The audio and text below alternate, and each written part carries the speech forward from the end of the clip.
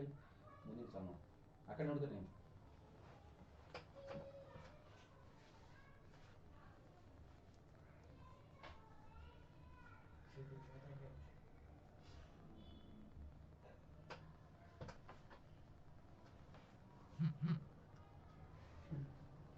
ನಮಸ್ಕಾರ ಎಲ್ರಿಗೂ. ನನ್ನ ಹೆಸರು ಲಾಲ್ ಸಾಬ್ ಅಂತೇಳಿ, Bengaluru city sub inspector.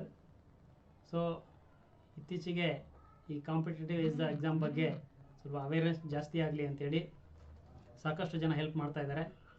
So ಅದೇ ರೀತಿಯಾಗಿ ನಾವು ಕೂಡ ಅದರಲ್ಲಿ ಸ್ವಲ್ಪ ಭಾಗಿಯಾಗೋಣ ಅಂಥೇಳಿ ಅನ್ನಿಸ್ತು. ಸೊ ಈಗ ನಮ್ಮ ಒಂದು ಸಬ್ಜೆಕ್ಟ್ ಏನು ಅಂತಂದರೆ ಬಯಾಲಜಿ, ಅಂದರೆ ಜೀವಶಾಸ್ತ್ರ. ತಮಗೆಲ್ಲ ಗೊತ್ತಿರುವ ಹಾಗೆ ಸೈನ್ಸ್ ಇದರಲ್ಲಿ ಟೋಟಲ್ ಆಗಿ ಬಯೋಕೆಮಿಸ್ಟ್ರಿ ಬರ್ತದೆ, ಅಂದರೆ ರಸಾಯನಶಾಸ್ತ್ರ, ಮತ್ತು ಫಿಸಿಕ್ಸ್ ಬರ್ತದೆ, ಭೌತಶಾಸ್ತ್ರ, ಮತ್ತು ಬಯಾಲಜಿ ಜೀವಶಾಸ್ತ್ರ ಬರ್ತದೆ. ಸೊ ಈಗ ಹೆಚ್ಚಾದಂಥ ಒಂದು ಕ್ವಶನ್ಸ್ ಬರುವಂಥದ್ದು ಯಾವುದರಲ್ಲಿ ಅಂತಂದರೆ ಬಯಾಲಜಿ, ಅದು ಜೀವಶಾಸ್ತ್ರದಲ್ಲಿ. ಸೊ ಈ ಜೀವಶಾಸ್ತ್ರದಲ್ಲಿ ವಿಶೇಷವಾಗಿ ಮುಖ್ಯವಾದಂಥ ಒಂದು ಟಾಪಿಕ್ಕು ಅಂತಂದರೆ ಆಹಾರದ ಘಟಕಗಳು, ಅಂದರೆ ಫುಡ್ ಕಾಂಪೋನೆಂಟ್ಸ್. ಸೊ ಆ ಒಂದು ಟಾಪಿಕನ್ನು ನಾವಿವತ್ತು ಡಿಸ್ಕಷನ್ ಮಾಡೋಣ. ಎಲ್ಲ ರೀತಿಯ ಕ್ವಶನ್ ಪೇಪರ್ಗಳನ್ನು ಅನಲೈಸ್ ಮಾಡಿ, ಎಲ್ಲ ರೀತಿಯಿಂದ ವಿಶ್ಲೇಷಣೆ ಮಾಡಿ, ಅದರಲ್ಲಿ ಇರ್ತಕ್ಕಂಥ ಕೆಲವೊಂದು ಇಂಪಾರ್ಟೆಂಟ್ ಈ ಟಾಪಿಕ್ ಯಾವ ರೀತಿ ಕವರ್ ಆಗಬೇಕು ಎಲ್ಲ ರೀತಿಯಿಂದ ಕ್ವಶನ್ಸ್ಗಳನ್ನು ಕೂಡ ಕವರ್ ಮಾಡಿದ್ದಿದೆ. ಸೊ ಅದನ್ನು ನಾವು ಈಗ ಒನ್ ಬೈ ಒಂದು ನೋಡೋಣ. ಈ ಒಂದು ಆಹಾರದ ಘಟಕಗಳಲ್ಲಿ ಎಷ್ಟಿದಾವಪ್ಪ ಅಂತಂದರೆ, ಪ್ರಮುಖವಾಗಿ ಯಾವ್ಯಾವ ಇದಾವೆ ಆಹಾರದ ಘಟಕಗಳು ಅಂತಂದರೆ, ಮೊದಲನೇದಾಗಿ ಪಿಷ್ಟಗಳು, ಅಥವಾ ಅದಕ್ಕೆ ನಾವೇನಂತ ಕರಿತೀವಿ, ಕಾರ್ಬೋಹೈಡ್ರೇಟ್ ಅಂತ ಕರಿತೀವಿ, ಅಥವಾ ಶರ್ಕರೆಗಳು ಅಂತ ಕರಿತೀವಿ.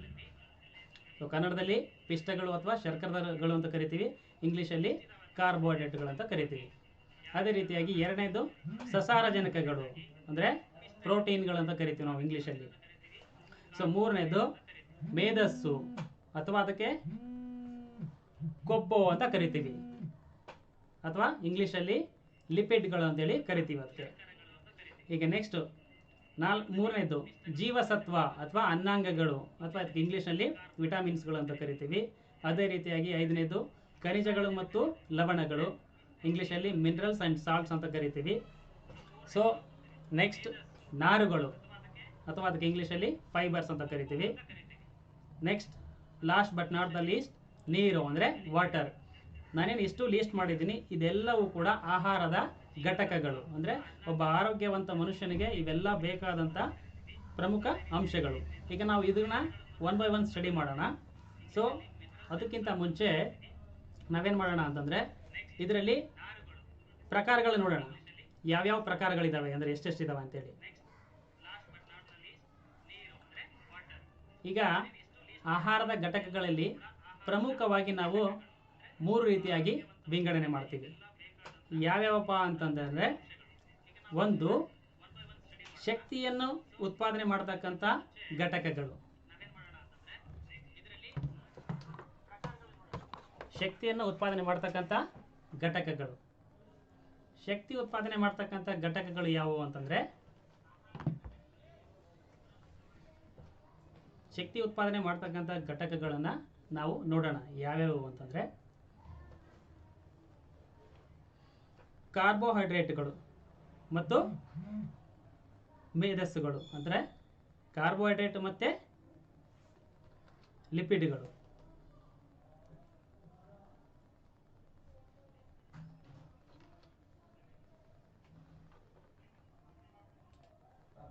ನೋಡಿ, ಇದು ಈಗ ಶಕ್ತಿ ಉತ್ಪಾದಕಗಳು ಅಂತ ಹೇಳ್ಕೊಂಡು ನಾವು ಕರಿತೀವಿ. ಇದರಲ್ಲಿ ಕಾರ್ಬೋಹೈಡ್ರೇಟ್ಗಳು ಮತ್ತು ಲಿಪಿಡ್ಗಳು.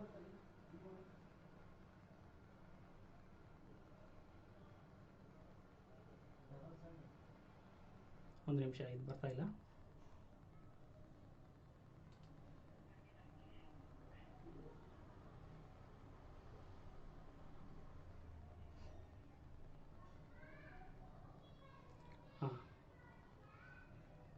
ಇಲ್ಲಿ ನೋಡಿ, ಆ ಕಾರ್ಯದ ಆಧಾರದ ಮೇಲೆ ಕಾರ್ಯದ ಆಧಾರದ ಮೇಲೆ ಈ ಒಂದು ಆಹಾರದ ಘಟಕಗಳನ್ನು 3 ರೀತಿಯಾಗಿ ವಿಂಗಡಣೆ ಮಾಡ್ಬೋದು ನಾವು. ಒಂದನೇದು ಏನಂದರೆ ಶಕ್ತಿ ಉತ್ಪಾದಕಗಳು. ಸೊ ಅದರಲ್ಲಿ ಕಾರ್ಬೋಹೈಡ್ರೇಟ್ಗಳು ಮತ್ತು ಲಿಪಿಡ್ಗಳು ಅಂತ ಬರ್ತವೆ. ಎರಡನೇದು ದೇಹ ನಿರ್ಮಾಣಕಾರಿಗಳು, ಅಂದರೆ ನಮ್ಮ ದೇಹಕ್ಕೆ ಯಾವ ಆಹಾರದ ಘಟಕಗಳು ಇಂಪಾರ್ಟೆಂಟ್, ಅಂದರೆ ಪ್ರೋಟೀನ್ಗಳು ಮತ್ತು ನೀರು.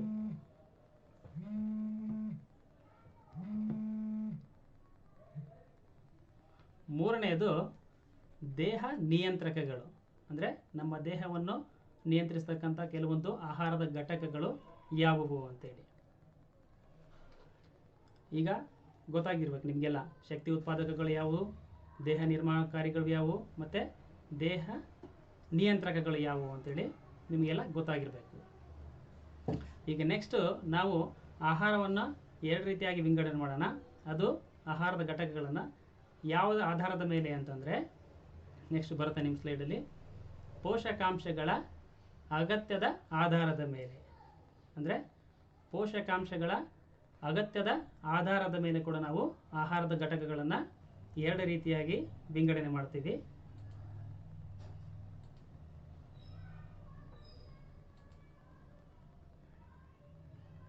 ಪೋಷಕಾಂಶಗಳ ಅಗತ್ಯದ ಆಧಾರದ ಮೇಲೆ ಆಹಾರದ ಘಟಕಗಳನ್ನು 2 ರೀತಿಯಾಗಿ ವಿಂಗಡಣೆ ಮಾಡ್ತೀವಿ.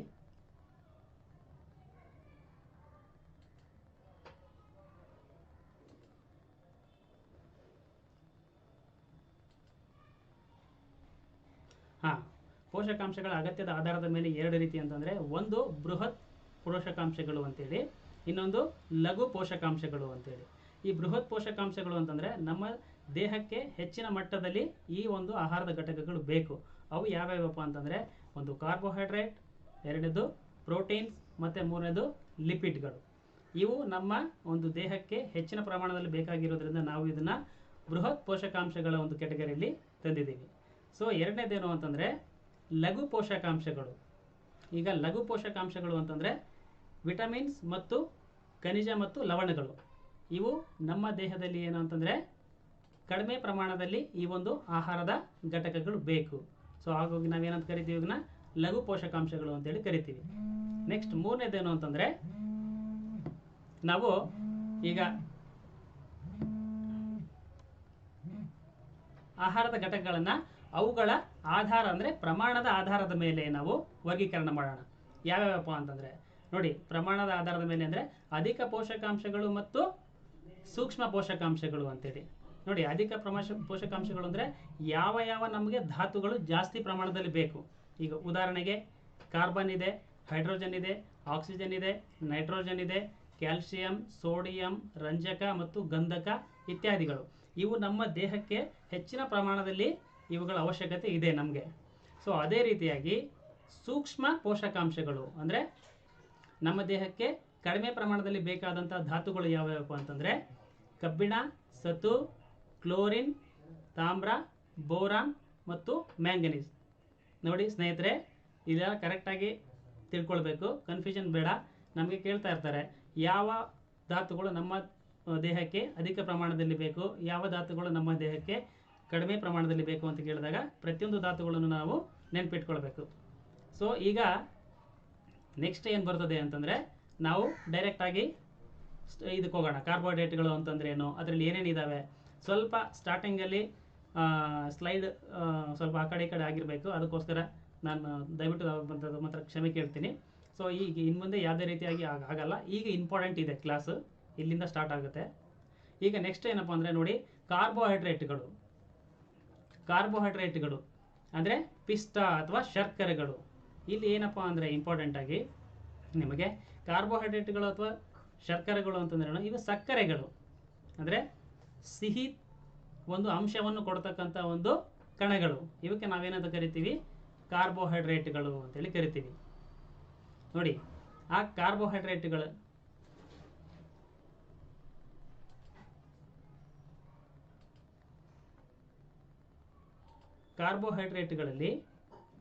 ಪ್ರಮುಖವಾಗಿ ಇವಾಗ ಕಾರ್ಬೋಹೈಡ್ರೇಟ್ಗಳಲ್ಲಿ ಪ್ರಮುಖವಾಗಿ ನೋಡಿ ಮೋನೋಸ್ಯಾಕ್ರೈಡ್ಗಳು ಅಂತ ಬರ್ತವೆ. ಅಂದರೆ ಮೋನೋಸ್ಯಾಕ್ರೈಡ್ಗಳು ಅಂತಂದರೆ ಒಂದೇ ಒಂದು ಸರಳ ಶರ್ಕರೆಗಳನ್ನು ಹೊಂದಿರತಕ್ಕಂಥ ಅಣುಗಳಿಗೆ ನಾವೇನಂತ ಕರಿತೀವಿ, ಮೋನೋಸ್ಯಾಕ್ರೈಡ್ಗಳು ಅಂತೇಳಿ ಕರಿತೀವಿ. ಸೊ ಉದಾಹರಣೆ ನೀವು ಇಲ್ಲಿ ನೋಡ್ಬೋದು. ಉದಾಹರಣೆಗೆ ಏನು ಅಂತಂದರೆ, ಅಂದರೆ ಇಲ್ಲಿ ನಾನು ಈ ಕಾರ್ಬೋಹೈಡ್ರೇಟ್ಗಳನ್ನು ನಿಮಗೆ ಯಾವ ರೀತಿ ಒಂದು ಎಕ್ಸ್ಪ್ಲೇನ್ ಮಾಡ್ತೀನಿ ಅಂತಂದರೆ, ಈ ಕಾರ್ಬೋಹೈಡ್ರೇಟ್ಗಳಾಗಿರಬೇಕು ಅಥವಾ ಪ್ರೋಟೀನ್ಗಳಾಗಿರ್ಬೋದು ಅಥವಾ ಲಿಪಿಡ್ಗಳಾಗಿರ್ಬೋದು, ನೀವು ಉದಾಹರಣೆಗೆ ನಿಮ್ಮ ಒಂದು ಯಾವುದರ ಒಂದು ಕೊರಳಲ್ಲಿ ಒಂದು ಮುತ್ತಿನ ಹಾರ ಹಾಕ್ಕೊಂಡಿರ್ತೀರ ಅಂತಂದರೆ, ಒಂದೊಂದು ಮುತ್ತು ಯಾವ ರೀತಿ ಪೋಣಿಸಿರುತ್ತವೆ ಅದೇ ರೀತಿಯಾಗಿ ಈ ಕಾರ್ಬೋಹೈಡ್ರೇಟ್ಗಳು ಕೂಡ ಒಂದೊಂದು ಗ್ಲೂಕೋಸ್ ಅಂದರೆ ಒಂದೊಂದು ಗ್ಲೂಕೋಸ್ ಮಾಲಿಕ್ಯೂಲ್ ಅಂದರೆ ಗ್ಲೂಕೋಸ್ ಕಣಗಳಿಂದ ಈ ರೀತಿಯಾಗಿ ಕೂಡಿರ್ತವೆ. ಸೊ ಆ ರೀತಿ ಒಂದೊಂದು ಗ್ಲೂಕೋಸ್ ಕಣಗಳಿಗೆ ನಾವೇನಂತ ಕರಿತೀವಿ, ಮೋನೋಮರ್ ಅಂತೇಳಿ ಕರಿತೀವಿ. ಸೊ ಆ ರೀತಿ ಒಂದೊಂದು ಗ್ಲೂಕೋಸ್ಗಳು ಸೇರಿ ಸಿಕ್ಕಾಪಟ್ಟೆ ಆಯಿತು ಅಂತಂದರೆ ಅದನ್ನೆಲ್ಲ ಸೇರಿ ನಾವೇನಂತ ಕರಿತೀವಿ, ಅದಕ್ಕೆ ಪಾಲಿಮರ್ ಅಂತೇಳಿ ಕರಿತೀವಿ. ಸೊ ಈಗ ಮೋನೋಮರ್ ಅಂತಂದರೆ ಒಂದೇ, ಪಾಲಿಮರ್ ಅಂತಂದರೆ ಹೆಚ್ಚು ಅಂತ ಅರ್ಥ. ಸೊ ಈಗ ಇಲ್ಲಿ ನೋಡೋಣ ನಾವು. ಈಗ ಕಾರ್ಬೋಹೈಡ್ರೇಟ್ನಲ್ಲಿ ಮೋನೋಸ್ಯಾಕ್ರೈಡ್ಗಳು, ಮೋನೋ ಅಂತಂದರೆ ಹೆಸರೇ ಹೇಳ್ದಂಗೆ ಸಿಂಗಲ್ ಅಂದರೆ ಒಂದು ಶರ್ಕರ ಅಂತ ಅರ್ಥ. ಒಂದೇ ಸರಳ ಶರ್ಕರೆಗಳನ್ನು ಹೊಂದಿರತಕ್ಕಂಥ ಕಣಗಳಿಗೆ ನಾವೇನಂತ ಕರಿತೀವಿ, ಮೋನೋಮರ್ ಅಂತೇಳಿ ಕರಿತೀವಿ. ಉದಾಹರಣೆಗೆ ಗ್ಲೂಕೋಸ್, ಫ್ರುಕ್ಟೋಸ್, ಗ್ಯಾಲಕ್ಟೋಸ್, ರೈಬೋಸ್. ನೋಡಿ ಇಂಪಾರ್ಟೆಂಟ್ ಇಲ್ಲಿ, ಗ್ಲೂಕೋಸ್, ಫ್ರುಕ್ಟೋಸ್, ಗ್ಯಾಲಕ್ಟೋಸ್ ಇವೆಲ್ಲ ಮೋನೋಮರ್ ಅಂದರೆ ಇವು ಸರಳ ಶರ್ಕರೆಗಳು, ಒಂದೇ ಶರ್ಕರೆಗಳು ಇವೆಲ್ಲ. ರೈಬೋಸ್ ಅಂತಿದೆ ಇಲ್ಲಿ. ರೈಬೋಸ್ ಒಂದು ಇಂಪಾರ್ಟೆಂಟ್ ಏನು ಅಂತಂದರೆ, ಈ ರೈಬೋಸ್, ಈ ಗ್ಲೂಕೋಸ್, ಫ್ರುಕ್ಟೋಸ್, ಗ್ಯಾಲಕ್ಟೋಸ್ ಇವು ಮೂರು ಹೆಕ್ಸೋ ಶುಗರ್ ಆಗಬೇಕು. ಅಂದರೆ ಇಲ್ಲಿ 6 ಕಾರ್ಬನ್ ಅಟಮ್ಸ್ಗಳಿರ್ತವೆ. ರೈಬೋಸ್ ಮಾತ್ರ ಪೆಂಟೋ ಶುಗರ್. ಇದು ನೆನ್ಪಿಡಬೇಕು, ಇದು ಎಕ್ಸಾಮ್ ಕೇಳ್ತಾರೆ, ಇದು ಇಂಪಾರ್ಟೆಂಟು. ಯಾಕೆ ಅಂತಂದರೆ ಈ ರೈಬೋಸ್ ಶುಗರ್ ಎಲ್ಲಿ ಕಂಡು ಬರ್ತದೆ ಅಂತಂದರೆ, ನಿಮಗೆ DNA ಮತ್ತು RNA ಮಾಲಿಕ್ಯೂಲಲ್ಲಿ ಈ ರೈಬೋಸ್ ಶುಗರ್ ಬರ್ತದೆ. ಈಗ ಉದಾಹರಣೆ DNA ದಲ್ಲಿ ಡಿಯಾಕ್ಸಿ ರೈಬೋಸ್ ಶುಗರ್ ಅಂತ ಬರ್ತದೆ, ಈ RNA ದಲ್ಲಿ ರೈಬೋಸ್ ಶುಗರ್ ಅಂತೇಳಿ ಬರ್ತದೆ. ಇದು ನೆಕ್ಸ್ಟ್ ಈ ಮೋನೋಸ್ಯಾಕ್ರೈಡ್ ಆದ ತಕ್ಷಣ ನಿಮಗೆ ಆಲಿಗೋಸ್ಯಾಕ್ರೈಡ್ಸ್ ನೋಡೋಣ. ಈಗ ಅದಕ್ಕಿಂತ ಮುಂಚೆ ನಿಮಗೆ ಪೆಂಟೋ ಶುಗರ್ ಬಗ್ಗೆ ಭಾಳ ಈಸಿಯಾಗಿ ಗೊತ್ತಿರಬೇಕು. ಯಾಕಂದರೆ ಅದು ಪೆಂಟೋ ಶುಗರ್ ಅಂದರೆ 5 ಕಾರ್ಬನ್ ಅಟಮ್ಸ್ಗಳಿಂದ ಆಗಿದೆ ಅಂತೇಳಿ ಗೊತ್ತಿರಬೇಕು. ಈ ಗ್ಲೂಕೋಸ್, ಫ್ರುಕ್ಟೋಸ್, ಗ್ಯಾಲಕ್ಟೋಸ್ ಇವೆಲ್ಲ ಮೋನೋಮರ್ ಅಂದರೆ ಸಿಂಗಲ್ ಅಂದರೆ ಒಂದೇ ಶರ್ಕರ ಪಿಷ್ಟಗಳಿಂದ ಆಗಿದೆ ಅಂತೇಳಿ ಗೊತ್ತಿರಬೇಕು. ಮತ್ತು ಗ್ಲೂಕೋಸ್ ಎಲ್ಲಿರುತ್ತೆ ಅಂತೇಳಿ ನಿಮ್ಗೆ ಗೊತ್ತಿರಬೇಕು. ಮನುಷ್ಯನ ರಕ್ತದಲ್ಲಿ ಗ್ಲೂಕೋಸ್ ಇರ್ತದೆ, ತಾಯಿಯ ಹಾಲಿನಲ್ಲಿ ಗ್ಲೂಕೋಸ್ ಇರ್ತದೆ. ಇದು ಗೊತ್ತಾಗಬೇಕು ನಿಮಗೆ, ಗ್ಲೂಕೋಸ್ ಎಲ್ಲಿರ್ತದೆ ಅಂತೇಳಿ. ಗ್ಲೂಕೋಸ್ ಆದಮೇಲೆ ನೆಕ್ಸ್ಟ್ ಯಾವುದು, ಫ್ರುಕ್ಟೋಸ್. ಫ್ರುಕ್ಟೋಸ್ ಎಲ್ಲಿರ್ತದೆ ಅಂತ ಹೇಳಿದ್ರೆ ನಿಮ್ಗೆ ಗೊತ್ತಾಗಬೇಕು, ಫ್ರೂಟ್ಸಲ್ಲಿ ಫ್ರುಕ್ಟೋಸ್ ಇರ್ತದೆ, ಮತ್ತು ಎಲ್ಲ ಈ ಜೇನುತುಪ್ಪಗಳಲ್ಲಿ ಕೂಡ ಫ್ರುಕ್ಟೋಸ್ ಇರ್ತದೆ. ಗೊತ್ತಾಗಬೇಕು ಏನು ಅಂತ ಹೇಳಿದ್ರೆ, ಜೇನುತುಪ್ಪದಲ್ಲಿ ಕೂಡ ಫ್ರುಕ್ಟೋಸ್ ಇರ್ತದೆ, ಮತ್ತು ಫ್ರೂಟ್ಸಲ್ಲಿ ಕೂಡ ಫ್ರುಕ್ಟೋಸ್ ಇರ್ತದೆ ಅಂತ ನಿಮ್ಗೆ ಗೊತ್ತಾಗಬೇಕು. ಆಮೇಲೆ ಗ್ಯಾಲಕ್ಟೋಸ್ ಇದು ಹಾಲಿನಲ್ಲಿ ಇರ್ತದೆ. ಇವೆಲ್ಲ ಮೋನೋಸ್ಯಾಕ್ರೈಡ್ಸ್ಗಳು ನಿಮಗೆ ಕ್ಲಿಯರ್ ಆಗಬೇಕು, ಗೊತ್ತಿರಬೇಕು. ಈಗ ನೆಕ್ಸ್ಟ್ ಆಲಿಗೋಸ್ಯಾಕ್ರೈಡ್ಸ್ ಬಂತು.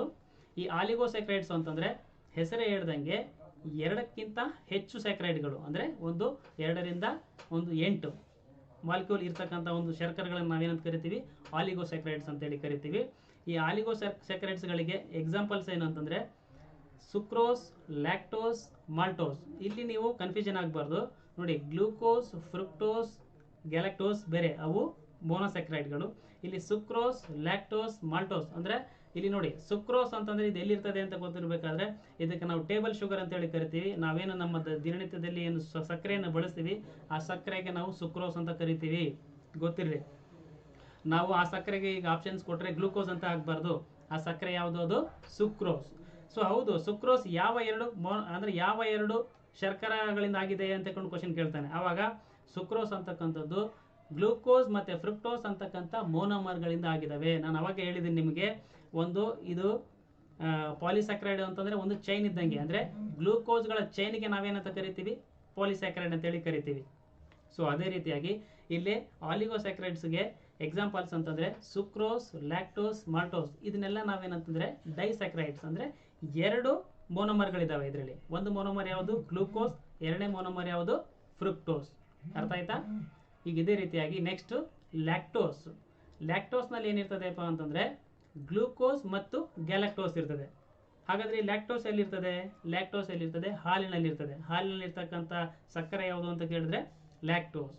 ಅದೇ ರೀತಿಯಾಗಿ ಕಬ್ಬಿನಲ್ಲಿರ್ತಕ್ಕಂಥ ಸಕ್ಕರೆ ಯಾವುದು ಅಂತ ಕೇಳಿದ್ರೆ ಮೊದಲೇದು ಸುಕ್ರೋಸ್ ಅಂತ ಹೇಳ್ಬೇಕು, ಯಾಕಂದರೆ ಸಕ್ಕರೆ ಬರೋದು ಕಬ್ಬಿನಿಂದ. ಸೊ ಕಬ್ಬಿನಲ್ಲಿ ಯಾವ ಸಕ್ಕರೆ ಇರ್ತದೆ? ಸುಕ್ರೋಸ್ ಇರ್ತದೆ. ಹಾಲಿನಲ್ಲಿ ಯಾವ ಸಕ್ಕರೆ ಇರ್ತದೆ? ಲ್ಯಾಕ್ಟೋಸ್ ಇರ್ತದೆ. ಅದೇ ಮಾಲ್ಟೋಸ್. ಸೊ ಮಾಲ್ಟೋಸ್ನಲ್ಲಿ ಯಾವ್ಯಾವ 2 ಕಣಗಳಿದಾವಪ್ಪ ನೋಡಿ, ಇಲ್ಲಿ ಕನ್ಫ್ಯೂಷನ್ ಆಗಬಾರ್ದು. 2 ಗ್ಲೂಕೋಸ್ ಅಂದರೆ 2 ಗ್ಲೂಕೋಸ್ ಕಣಗಳು ಈ ರೀತಿಯಾಗಿ ಸೇರಿದ್ರೆ ನಾವು ಅದಕ್ಕೆ ಏನಂತ ಕರಿತೀವಿ, ಮಾಲ್ಟೋಸ್ ಅಂತೇಳಿ ಕರಿತೀವಿ.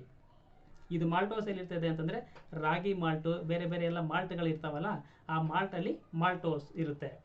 ಈಗ ಆಲಿಗೋಸ್ಯಾಕರೈಡ್ಗಳ ಬಗ್ಗೆ ಕಂಪ್ಲೀಟ್ ಅರ್ಥ ಆಗಿರ್ಬೇಕಂತ ಅಂದ್ಕೊಂಡಿದ್ದೀನಿ. ಸುಕ್ರೋಸ್, ಲ್ಯಾಕ್ಟೋಸ್, ಮಾಲ್ಟೋಸ್ ಯಾವುದು ಕನ್ಫ್ಯೂಷನ್ ಮಾಡ್ಕೊಳ್ಬಾರ್ದು. ಸುಕ್ರೋಸ್, ಲ್ಯಾಕ್ಟೋಸ್, ಮಾಲ್ಟೋಸ್ ಇವೆಲ್ಲ ಡೈಸ್ಯಾಕರೈಡ್ಸ್ಗಳು, ಅಂದರೆ 2 ಶರ್ಕರೆಗಳಿಂದ ಕೂಡಿದಂತಾಗಿರಬೇಕು. ನಿಮಗೆ ಎಕ್ಸಾಮ್ಸಲ್ಲಿ 2 ಯಾವ್ಯಾವ ಇದಾವೆ ಅಂತ ತಿಳ್ಕೊಂಡು ಕೇಳ್ತಿರ್ತಾರೆ, ಅದು ಗೊತ್ತಿರಬೇಕು. ಸುಕ್ರೋಸಲ್ಲಿ ಗ್ಲೂಕೋಸ್ ಪ್ಲಸ್ ಫ್ರಕ್ಟೋಸ್ ಇರ್ತದೆ, ಲ್ಯಾಕ್ಟೋಸಲ್ಲಿ ಗ್ಲೂಕೋಸ್ ಪ್ಲಸ್ ಗ್ಯಾಲಕ್ಟೋಸ್ ಇರ್ತದೆ, ಅದೇ ರೀತಿಯಾಗಿ ಮಾಲ್ಟೋಸಲ್ಲಿ ಗ್ಲೂಕೋಸ್ ಪ್ಲಸ್ ಗ್ಲೂಕೋಸ್ ಇರುತ್ತೆ. Okay fine. ನೆಕ್ಸ್ಟ್ ಏನಪ್ಪ ಅಂತಂದರೆ ಪಾಲಿಸ್ಯಾಕರೈಡ್ಸ್. ನಾನು ನಿಮಗೆ ಮೊದಲೇ ಹೇಳಿದ್ದೀನಿ, ಪಾಲಿಸ್ಯಾಕರೈಡ್ಸ್ ಅಂತಂದರೆ ಹೆಚ್ಚು ಶರ್ಕರೆಗಳನ್ನು ಹೊಂದಿರತಕ್ಕಂಥ ಒಂದು ಸಕ್ಕರೆ. ಈಗ ಎಕ್ಸಾಂಪಲ್ ಹೇಳ್ಬೇಕಂತಂದರೆ ಇವುಗಳಿಗೆ ಗ್ಲೈಕೋಜನ್, ಸೆಲ್ಯುಲೋಸ್ ಮತ್ತು ಸ್ಟಾರ್ಚ್. ಈಗ ಉದಾಹರಣೆ ಹೇಳ್ಬೇಕಂದ್ರೆ ನಿಮಗೆ ಈ ಗ್ಲೈಕೋಜನ್ ಎಲ್ಲಿರುತ್ತೆ? ಈ ಗ್ಲೈಕೋಜನ್ ಮನುಷ್ಯನಲ್ಲಿ ಅಂದರೆ ಮನುಷ್ಯನಲ್ಲಿ ಸಂಗ್ರಹವಾದಂಥ ಸಕ್ಕರೆ ಯಾವುದು ಅಂತ ಆಪ್ಷನ್ಸ್ ಕೇಳಿದ್ರೆ ಗ್ಲೈಕೋಜನ್ ಅಂತ ಹೇಳಬೇಕು. ಅರ್ಥ ಆಯ್ತಾ? ಯಾಕೆಂದರೆ ಮನುಷ್ಯನಲ್ಲಿ ಗ್ಲೂಕೋಸು ಗ್ಲೈಕೋಜನ್ ರೂಪದಲ್ಲಿ ಸಂಗ್ರಹಣೆ ಆಗಿರ್ತದೆ. ಸಂಗ್ರಹಣೆ ಎಲ್ಲಿ ಆಗಿರ್ತದೆಪ್ಪ ಅಂತಂದರೆ ಲಿವರಲ್ಲಿ ಆಗಿರ್ತದೆ, ಪಿತ್ತಜನಕಾಂಗ. ಈ ಪಿತ್ತಜನಕಾಂಗ ಅಥವಾ ಲಿವರ್ ಇಂಗ್ಲೀಷಲ್ಲಿ ಕರಿತೀವಿ, ಅಲ್ಲಿ ಸಂಗ್ರಹಣೆ ಆಗಿರ್ತದೆ. ಅಥವಾ ಅದಕ್ಕೆ ಇನ್ನೊಂದು ಗೊತ್ತಿರಲಿ, ಕನ್ನಡದಲ್ಲಿ ಪಿತ್ತಜನಕಾಂಗ ಮತ್ತು ಯಕೃತ್ತು ಅಂದ್ರೆ ಅದೇ, ಪಿತ್ತಜನಕಾಂಗ ಅಂದರೂ ಅದೇ. ಅಲ್ಲಿ ಈ ಗ್ಲೈಕೋಜನ್ನು ಶೇಖರಣೆ ಆಗಿರ್ತದೆ. ಸರ್ ಅದೇ ರೀತಿ ಇದು ಸಸ್ಯಗಳಲ್ಲಿ ಕೂಡ ಗ್ಲೂಕೋಸ್ ಶೇಖರಣೆ ಆಗಿರ್ತದ? ಎಸ್. ಎಲ್ಲಿ? ಸೆಲ್ಯುಲೋಸ್. ಈ ಒಂದು ಸೆಲ್ಯುಲೋಸ್ ಮತ್ತು ಸ್ಟಾರ್ಚ್, ವಿಶೇಷವಾಗಿ ಸಸ್ಯಗಳಲ್ಲಿ ಪ್ರಾಣಿಗಳಲ್ಲಿ ಯಾವ ರೀತಿ ಗ್ಲೂಕೋಸ್ ಗ್ಲೈಕೋಜನ್ ರೂಪದಲ್ಲಿ ಶೇಖರಣೆ ಆಗಿರ್ತದೋ ಅದೇ ರೀತಿ ಸಸ್ಯಗಳಲ್ಲಿ ಕೂಡ ಸ್ಟಾರ್ಚ್ ರೂಪದಲ್ಲಿ ಈ ಒಂದು ಗ್ಲೂಕೋಸ್ ಶೇಖರಣೆ ಆಗಿರುತ್ತದೆ. ಸೊ ಈಗ ನಿಮಗೆ ಗ್ಲೂಕೋಸ್ ಅಲ್ಲಿರ್ತಕ್ಕಂಥದ್ದು ಯಾವ್ಯಾವುದು ಎಲ್ಲೆಲ್ಲಿ ಏನೇನು ಅಂತ ತಿಳ್ಕೊಂಡು ಗೊತ್ತಾಯಿತು. ಅಂದರೆ ಮೋನೋಮರ್, ಪಾಲಿಮರ್ ಯಾವುದು ಎಲ್ಲಾನು ಗೊತ್ತಾಯಿತು. ಈಗ ನೆಕ್ಸ್ಟ್ ನಿಮಗೆ ಏನಂತಂದರೆ ನೋಡಿ, ಈ ಕಾರ್ಬೋಹೈಡ್ರೇಟ್ಗೆ ಸಂಬಂಧಪಟ್ಟಂತೆ ಈ ಒಂದು ಹಿಂದಿನ ಎಲ್ಲ ಪ್ರಶ್ನೆಗಳಲ್ಲಿ ಯಾವ ಕ್ವಶನ್ಸ್ಗಳನ್ನು ಕೇಳಿದ್ದಾರೆ ಅದೆಲ್ಲದನ್ನು ಡಿಸ್ಕಷನ್ ಮಾಡೋಣ. ಇಲ್ಲಿ ಕ್ವಶನ್ಸ್ಗಳು ವೆರಿ ಇಂಪಾರ್ಟೆಂಟ್, ಕ್ವಶನ್ಸ್ ಡಿಸ್ಕಷನ್ ಮಾಡಬೇಕಾದಾಗ. ಯಾಕಂದರೆ ಯಾವ್ಯಾವ ಎಕ್ಸಾಮ್ಸಲ್ಲಿ ಏನೇನು ಕೇಳಿದ್ದಾನೆ. ವಿಶೇಷವಾಗಿ ನಾನು ಕಂಡಕ್ಟ್ ಮಾಡ್ತಕ್ಕಂಥದ್ದು PC ಮತ್ತು PSIಗಳ ಫೋಕಸನ್ನು ಮಾಡಿಕೊಂಡು ಈ ಒಂದು ಕ್ವಶನ್ಸ್ಗಳನ್ನ ಮತ್ತು ಒಂದು ಚಾರ್ಟ್ಗಳನ್ನು ರೆಡಿ ಮಾಡಿದ್ದೀನಿ. ಈಗ ನೆಕ್ಸ್ಟ್ ನಿಮ್ಮ ಸ್ಲೈಡಲ್ಲಿ ಬರುತ್ತದೆ ಕ್ವಶನ್ ಆನ್ಸರ್ಗಳು ಬರ್ತವೆ. ಅದಕ್ಕಿಂತ ಮುಂಚೆ ನಾವೇನಂತಂದರೆ ನಮಗೆ ನೆನಪಿರಬೇಕು, ಫಸ್ಟು ಏನು ಮೋನೋಸ್ಯಾಕರೈಡ್ಗಳು ಗೊತ್ತಾಗಬೇಕು, ಆಲಿಗೋಸ್ಯಾಕರೈಡ್ಸ್ಗಳು ಗೊತ್ತಾಗಬೇಕು, ಮತ್ತು ಪಾಲಿಸ್ಯಾಕರೈಡ್ಗಳು ಗೊತ್ತಾಗಬೇಕು. ಮೋನೋಸ್ಯಾಕರೈಡಲ್ಲಿ ಗ್ಲೂಕೋಸ್, ಫ್ರುಕ್ಟೋಸ್, ಗ್ಯಾಲಕ್ಟೋಸ್ ಮತ್ತು ರೈಬೋಸ್ ಅಂತ ಗೊತ್ತಿರಬೇಕು. ಆಮೇಲೆ ಆಲಿಗೋಸ್ಯಾಕರೈಡ್ಸಲ್ಲಿ ಯಾವುದು ಡೈಸ್ಯಾಕರೈಡ್ಸಲ್ಲಿ ಸುಕ್ರೋಸ್, ಲ್ಯಾಕ್ಟೋಸ್ ಮತ್ತು ಮಾಲ್ಟೋಸ್ ಇವುಗಳು ಗೊತ್ತಿರಬೇಕು. ಇವು ಯಾವ್ಯಾವುದರಿಂದ ಆಗಿದಾವೆ ಅಂತೇಳಿ ನಮಗೆ ಗೊತ್ತಿರಬೇಕು. ಈಗ ನೆಕ್ಸ್ಟ್ ಸ್ಲೈಡು ಕ್ವಶನ್ಸ್ ಪೇಪರ್ ಇದು ಬಂತು, ಕ್ವಶನ್ ಆನ್ಸರ್ಸ್ಗಳನ್ನು. ಆ ಕ್ವಶನ್ ಆನ್ಸರ್ಗಳನ್ನು ನೋಡೋಣ. ನೋಡಿ, ಕ್ವಶನ್ ಆನ್ಸರ್ಗಳಿಂದ ಕ್ವಶನ್ಸ್ ಆನ್ಸರ್ ಮಾಡಿ. ದಿಢೀರ್ ಚೈತನ್ಯ ತುಂಬಲು ಕ್ರೀಡಾಪಟುವಿಗೆ ಏನನ್ನು ನೀಡಬಹುದು? ನೋಡಿ, ದಿಢೀರ್ ಚೈತನ್ಯ ನೀಡಲು ಅಂತಂದರೆ ನಮಗೆ ಸಡನ್ನಾಗಿ ಶಕ್ತಿ ಬರಲು ನಮ್ಗೆ ಏನು ಕೊಡ್ತಾರಪ್ಪ? ಕಾರ್ಬೋಹೈಡ್ರೇಟ್ಗಳು, ಪ್ರೋಟೀನ್ಗಳು, ಕೊಬ್ಬು ಮತ್ತು ವಿಟಮಿನ್ಗಳು. ಅಂದರೆ ನಮಗೆ ಸಡನ್ನಾಗಿ ಶಕ್ತಿ ಯಾವ್ದು ಕೊಡ್ತದೆ? ಶಕ್ತಿ ನಾನು ಮೊದಲೇ ಹೇಳಿದ್ದೀನಿ, ಶಕ್ತಿ ಕೊಡ್ತಕ್ಕಂಥದ್ದು ಯಾವುದು? ಒಂದು ಕಾರ್ಬೋಹೈಡ್ರೇಟ್ಗಳು ಮತ್ತು ಲಿಪಿಡ್ಗಳು. ಇವೆರಡಕ್ಕೂ ಹೋಲಿಸಿದ್ರೆ ಸಡನ್ನಾಗಿ ಶಕ್ತಿ ಕೊಡ್ತಕ್ಕಂಥದ್ದು ನಮಗೆ ಗ್ಲೂಕೋಸ್ ರೂಪದಲ್ಲಿ ಸಿಗ್ತಕ್ಕಂಥದ್ದು ಯಾವುದು? ಕಾರ್ಬೋಹೈಡ್ರೇಟ್. ಸೊ ಇಲ್ಲಿ ಆನ್ಸರ್ ಕಾರ್ಬೋಹೈಡ್ರೇಟ್. ಈಗ ಅದೇ ರೀತಿಯಾಗಿ ನೆಕ್ಸ್ಟ್ ಎರಡನೇ ಕ್ವಶನ್ ಏನು ಅಂತಂದರೆ, ತಾಯಿಯ ಹಾಲಿನಲ್ಲಿ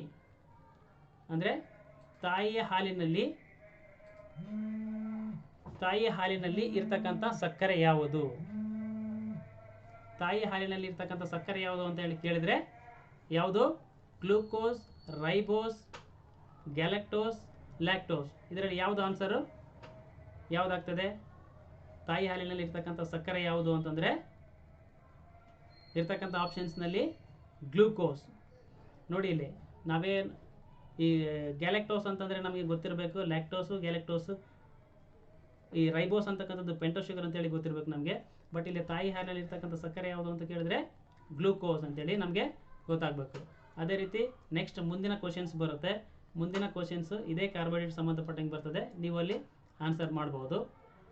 ಏನು ಅಂತಂದರೆ ಮುಂದಿನ ಕ್ವಶನ್ಸು ನಿಮ್ಮ ಸ್ಲೈಡಲ್ಲಿ ಈಗ ಬರುತ್ತೆ. ಸೊ ಆ ಕ್ವಶನ್ ಏನು ಅಂತಂದರೆ, ಕೆಳಗಿನ ಯಾವುದು ಪೆಂಟೋಸ್ ಸಕ್ಕರೆಯಾಗಿದೆ? ಈ ಕೆಳಗಿನ ಯಾವುದು ಪೆಂಟೋಸ್ ಸಕ್ಕರೆಯಾಗಿದೆ ಅಂದರೆ ನೆಕ್ಸ್ಟ್ ಬರ್ತದೆ ಈಗ ನಿಮ್ಮ ಸ್ಲೈಡಲ್ಲಿ.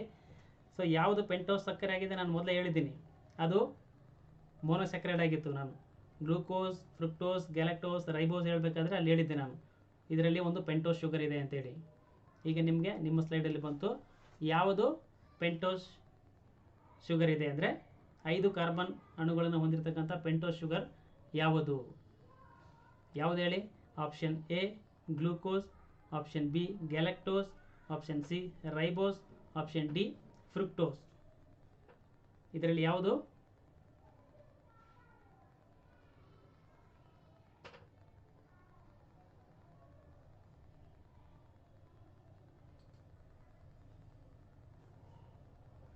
ಆಪ್ಷನ್ಸ್ ಹೇಳ್ತೀನಿ ಇನ್ನೊಂದ್ಸರಿ. ಗ್ಲೂಕೋಸ್, ಗ್ಯಾಲಕ್ಟೋಸ್, ರೈಬೋಸ್ ಮತ್ತು ಫ್ರುಕ್ಟೋಸ್ ಬಂತು ಇದರಲ್ಲಿ ನಿಮ್ಮ ಸ್ಲೈಡಲ್ಲಿ ನೋಡಿ. ಯಾವುದು? ಗ್ಲೂಕೋಸ್,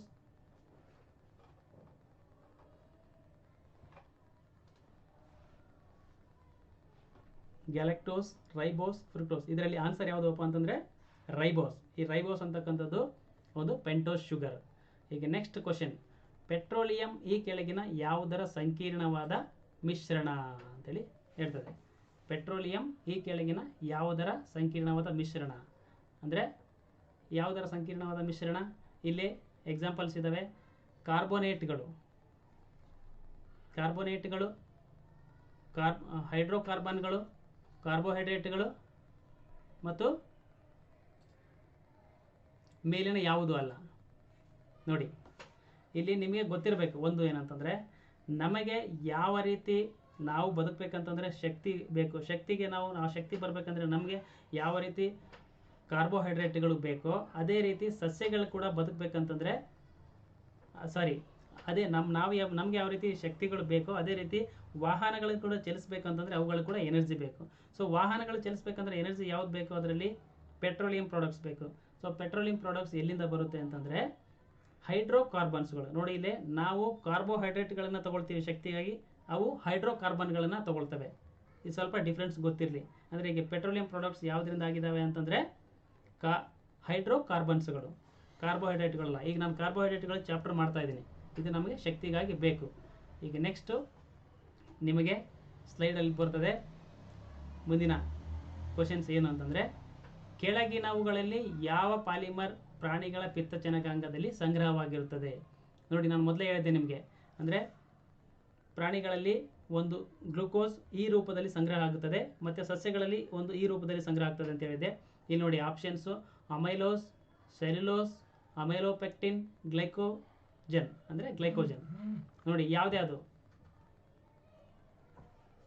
ಈಗ ಅಮೈಲೋಸ್, ಅಮೈಲೋಪೆಕ್ಟಿನ್, ಸೆಲ್ಯುಲೋಸ್ ನೋಡಿ ಇವೆಲ್ಲವೂ ಯಾವುದರಲ್ಲಿ ಇರ್ತದೆ? ಸಸ್ಯಗಳಲ್ಲಿರ್ತದೆ. ಈ ಅಂದರೆ ಇಲ್ಲಿ ಕೇಳಿರ್ತಕ್ಕಂಥದ್ದು ಪ್ರಾಣಿಗಳಿರ್ತಕ್ಕಂಥ ಒಂದು ಸಕ್ಕರೆ ಅಂದರೆ ಸಂಗ್ರಹ ಆಗ್ತಕ್ಕಂಥ ಸಕ್ಕರೆ ಯಾವುದು ಅಂದರೆ ಗ್ಲೈಕೋಜನ್. ನಾನು ಆವಾಗಲೇ ಹೇಳಿದೆ ಪಿತ್ತಜನಕಾಂಗ ಅಥವಾ ಯಕೃತ್ತಿನಲ್ಲಿ ಈ ಒಂದು ಗ್ಲೈಕೋಜನ್ ರೂಪದಲ್ಲಿ ಸಕ್ಕರೆಯು ಸಂಗ್ರಹ ಆಗಿರ್ತದೆ ಅಂತೇಳಿ ಆನ್ಸರ್ ಅದು. ಈಗ ನೆಕ್ಸ್ಟ್ ಯಾವುದು ಅಂತಂದರೆ 6ನೇ ಕ್ವಶನು, ಕಾರ್ಬೋಹೈಡ್ರೇಟ್ಗಳು ಹೇರಳವಾಗಿರುವ ಸಸ್ಯ ಭಾಗ ಯಾವುದು? ನೋಡಿ ಯಾವುದು ಈ ಕೆಳಗಿನ ಯಾವುಗಳಲ್ಲಿ ಕಾರ್ಬೋಹೈಡ್ರೇಟ್ಗಳು ಜಾಸ್ತಿ ಇರ್ತದೆ? ಅರ್ಥ ಆಯ್ತಾ? ಅಂದರೆ ಆಲೂಗಡ್ಡೆ, ಬಸಳೆ ಸೊಪ್ಪು, ಈರುಳ್ಳಿ, ಕಿತ್ತಳೆ ಯಾವುದರಲ್ಲಿ ಜಾಸ್ತಿ ಇರ್ತದೆ? ಆಲೂಗಡ್ಡೆಯಲ್ಲಿ. ಅಂದರೆ ಕಾರ್ಬೋಹೈಡ್ರೇಟ್ಗಳು ಆಲೂಗಡ್ಡೆ ಆಗಿರ್ಬೋದು ಅಥವಾ ಇಲ್ಲಾಂದರೆ ಗೆಣಸು ಆಗಿರ್ಬೋದು, ಇವೆಲ್ಲ ಇದರಲ್ಲಿ ಏನಂತಂದರೆ ಕಾರ್ಬೋಹೈಡ್ರೇಟ್ಗಳು ಜಾಸ್ತಿ ಇರ್ತವೆ. ಎಲ್ಲ ಧಾನ್ಯಗಳಲ್ಲಿ ಕೂಡ ಕಾರ್ಬೋಹೈಡ್ರೇಟ್ಗಳು ಜಾಸ್ತಿ ಇರ್ತವೆ. ಅದೇ ರೀತಿ ದ್ವಿದಳದಲ್ಲಿ ಇರ್ತಕ್ಕಂಥದ್ದು ಯಾವುದು ಅಂದರೆ ಪ್ರೋಟೀನ್. ಅದು ಮುಂದೆ ಸ್ಟಡಿ ಮಾಡೋಣ. ಈಗ ನೆಕ್ಸ್ಟ್ ಬರ್ತಕ್ಕಂಥ ಒಂದು ಕ್ವಶನ್ಸ್ ಯಾವುದು ಅಂತಂದರೆ, ನಿಮ್ಮ ಸ್ಲೈಡ್ ಮೇಲೆ ಬರ್ತಕ್ಕಂಥ ಕ್ವಶನ್ಸ್ ಯಾವುದು ಅಂದರೆ, ಸುಕ್ರೋಸ್ನ ಅಣುಸೂತ್ರವು ಡ್ಯಾಶ್ ಆಗಿದೆ. ನೋಡಿ ಸುಕ್ರೋಸ್ನ ಅಣುಸೂತ್ರವು ಡ್ಯಾಶ್ ಆಗಿದೆ. ಯಾವುದಾಗಿದೆಯಪ್ಪ ಅಂತಂದರೆ ನೋಡಿ ಯಾಕೆ ಕೇಳ್ತಾರೆ ಅಂತಂದರೆ ಈ ಬೇರೆ ಎಲ್ಲ ಅಣುಸೂತ್ರಗಳು ಕೇಳಲ್ಲ. ಯಾವುದು ಸುಕ್ರೋಸ್ ಇದು ಯಾವುದು? ಇದು ಡೈಸ್ಯಾಕ್ರೈಡ್ಸ್. ಇದ್ರ ಜೊತೆಗೆ ಬರ್ತಕ್ಕಂಥದ್ದು ಯಾವುದು? ಲ್ಯಾಕ್ಟೋಸ್ ಮತ್ತು ಇನ್ನೊಂದು ಮಾಲ್ಟೋಸ್. ಇವುಗಳ ಅಣುಸೂತ್ರ ಕೇಳಲ್ಲ. ಸುಕ್ರೋಸ್ ಯಾಕೆ ಹೇಳ್ತಾರೆ ಅಂತಂದರೆ ಈ ಸುಕ್ರೋಸ್ ಏನಂತಂದರೆ ಇದು ಟೇಬಲ್ ಶುಗರ್, ನಾವು ಡೈಲಿ ನಮ್ಮ ದಿನನಿತ್ಯದಲ್ಲಿ ಉಪಯೋಗಿಸ್ತಕ್ಕಂಥ ಒಂದು ಸಕ್ಕರೆ.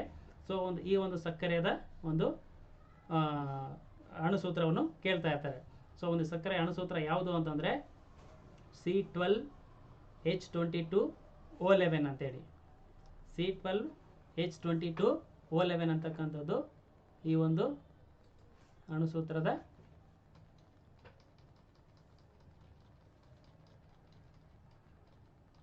ಒಂದು ನಿಮಿಷ.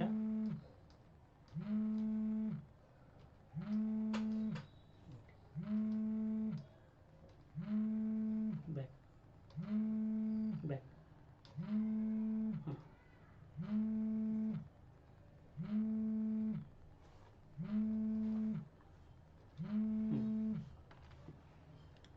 Sorry for the disturbance. ನೋಡಿ, ಈಗ ಸುಕ್ರೋಸ್ನ ಅಣುಸೂತ್ರ ಯಾವುದು ಅಂತಂದರೆ C12H22O11 ಅಂದರೆ ಆಪ್ಷನ್ ಬಿ. ಇದರಲ್ಲಿ ಆಪ್ಷನ್ ಬಿ ಇದು ಸುಕ್ರೋಸ್ನ ಒಂದು ಅಣುಸೂತ್ರ. ಈಗ ನೆಕ್ಸ್ಟ್ ಯಾವುದು ಅಂತಂದರೆ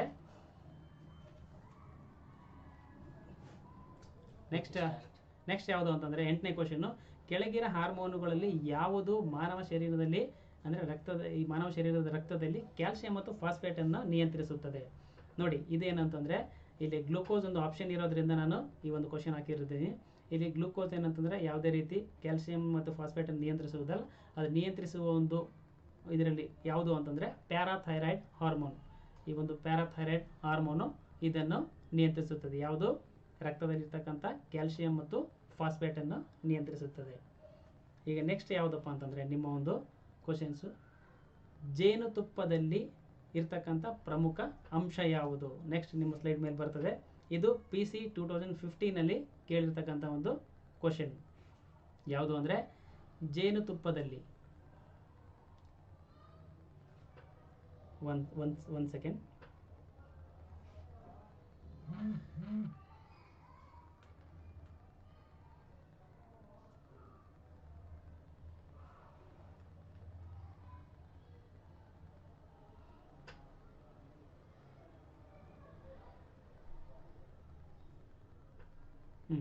ಜೇನುತುಪ್ಪದಲ್ಲಿರ್ತಕ್ಕಂಥ ಪ್ರಮುಖ ಅಂಶ ಯಾವುದು? ನೋಡಿ, ಜೇನುತುಪ್ಪದಲ್ಲಿರ್ತಕ್ಕಂಥ ಪ್ರಮುಖ ಅಂಶ ಯಾವುದು? ಇದು PC 2015ನಲ್ಲಿ ಕೇಳಿರ್ತಕ್ಕಂಥದ್ದು. Option A glucose, option B sucrose, option C maltose, option D fructose.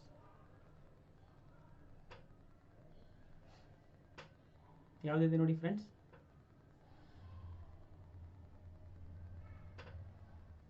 ನಾನು ಆವಾಗಲೇ ಹೇಳಿದೆ ನಿಮಗೆ, ಜೇನುತುಪ್ಪದಲ್ಲಿರ್ತಕ್ಕಂಥದ್ದು ಮತ್ತು ಈ ಒಂದು ಹಣ್ಣುಗಳಲ್ಲಿರ್ತಕ್ಕಂಥದ್ದು ಸೇಮ್ ಶುಗರ್. ಅದು ಯಾವುದು ಅಂತಂದರೆ ಫ್ರುಕ್ಟೋಸ್.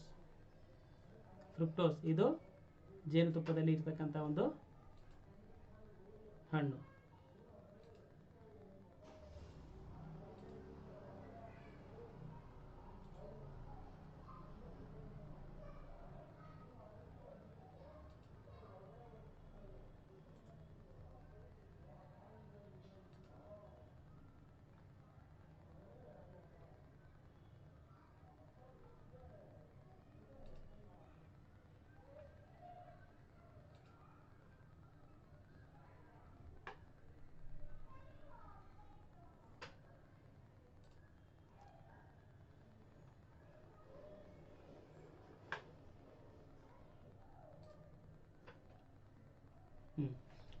ನೆಕ್ಸ್ಟ್ 10ನೇ ಕ್ವಶನ್ ಏನಂತಂದರೆ, ಹಾಲಿನ ಸಾಂದ್ರತೆಯನ್ನು ಅಳೆಯುವಂಥ ಮಾಪಕ ಯಾವುದು? ಹಾಲಿನ ಸಾಂದ್ರತೆಯನ್ನು ಅಳೆಯುವಂಥ ಮಾಪಕ ಯಾವುದು? ಇದರಲ್ಲಿ ನೋಡಿ, ಮಾನೋಮೀಟರ್, ಲ್ಯಾಕ್ಟೋಮೀಟರ್, ಹೈಡ್ರೋಮೀಟರ್ ಮತ್ತು ಅಲ್ಟಿಮೀಟರ್.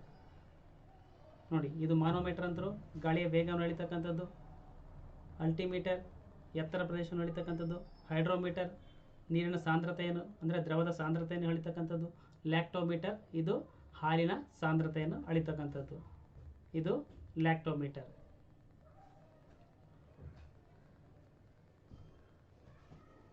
ಸ್ವಲ್ಪ ಇನ್ಕನ್ವೀನಿಯನ್ಸ್ ಆಗ್ತಾ ಇದೆ ಇಲ್ಲಿ ಸ್ಲೈಡ್ದು.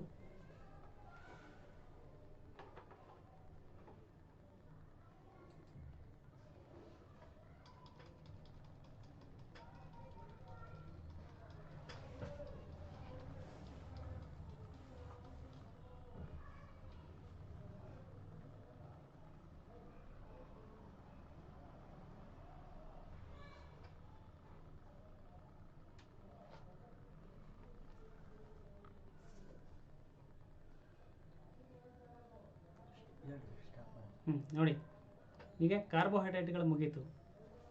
ಕಾರ್ಬೋಹೈಡ್ರೇಟ್ಗಳ ಬಗ್ಗೆ ನಿಮಗೆ ಎಕ್ಸ್ಪ್ಲನೇಷನ್ ವಿತ್ ಕ್ವಶನ್ಸ್ಗಳನ್ನು ಹೇಳಿದ್ದೀನಿ. ಈಗ ನೆಕ್ಸ್ಟ್ ಸ್ಟಾರ್ಟ್ ಮಾಡ್ತಕ್ಕಂಥದ್ದು ವೆರಿ ಇಂಪಾರ್ಟೆಂಟ್. ಕಾರ್ಬೋಹೈಡ್ರೇಟ್ ಆದಮೇಲೆ ಸಾರಜನಕಗಳು ಅಂದರೆ ಪ್ರೋಟೀನ್ಗಳು. ಸಾರಜನಕಗಳು ನಾವು ಇಂಗ್ಲೀಷಲ್ಲಿ ಇದನ್ನು ಪ್ರೋಟೀನ್ಗಳಂತೇಳಿ ಕರಿತೀವಿ. ಸೊ ನಿಮ್ಮ ಸ್ಲೈಡ್ ಮೇಲೆ ಬರಲಿ, ಒಂದು ನಿಮಿಷ, ಒಂದು ಸೆಕೆಂಡ್.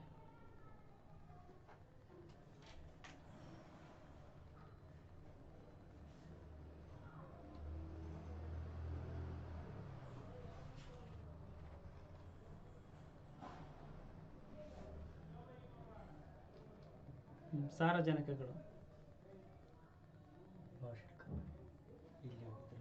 ಇಲ್ಲಿ ಮೊಬೈಲಲ್ಲಿ ಬರ್ತಾ ಇಲ್ಲ.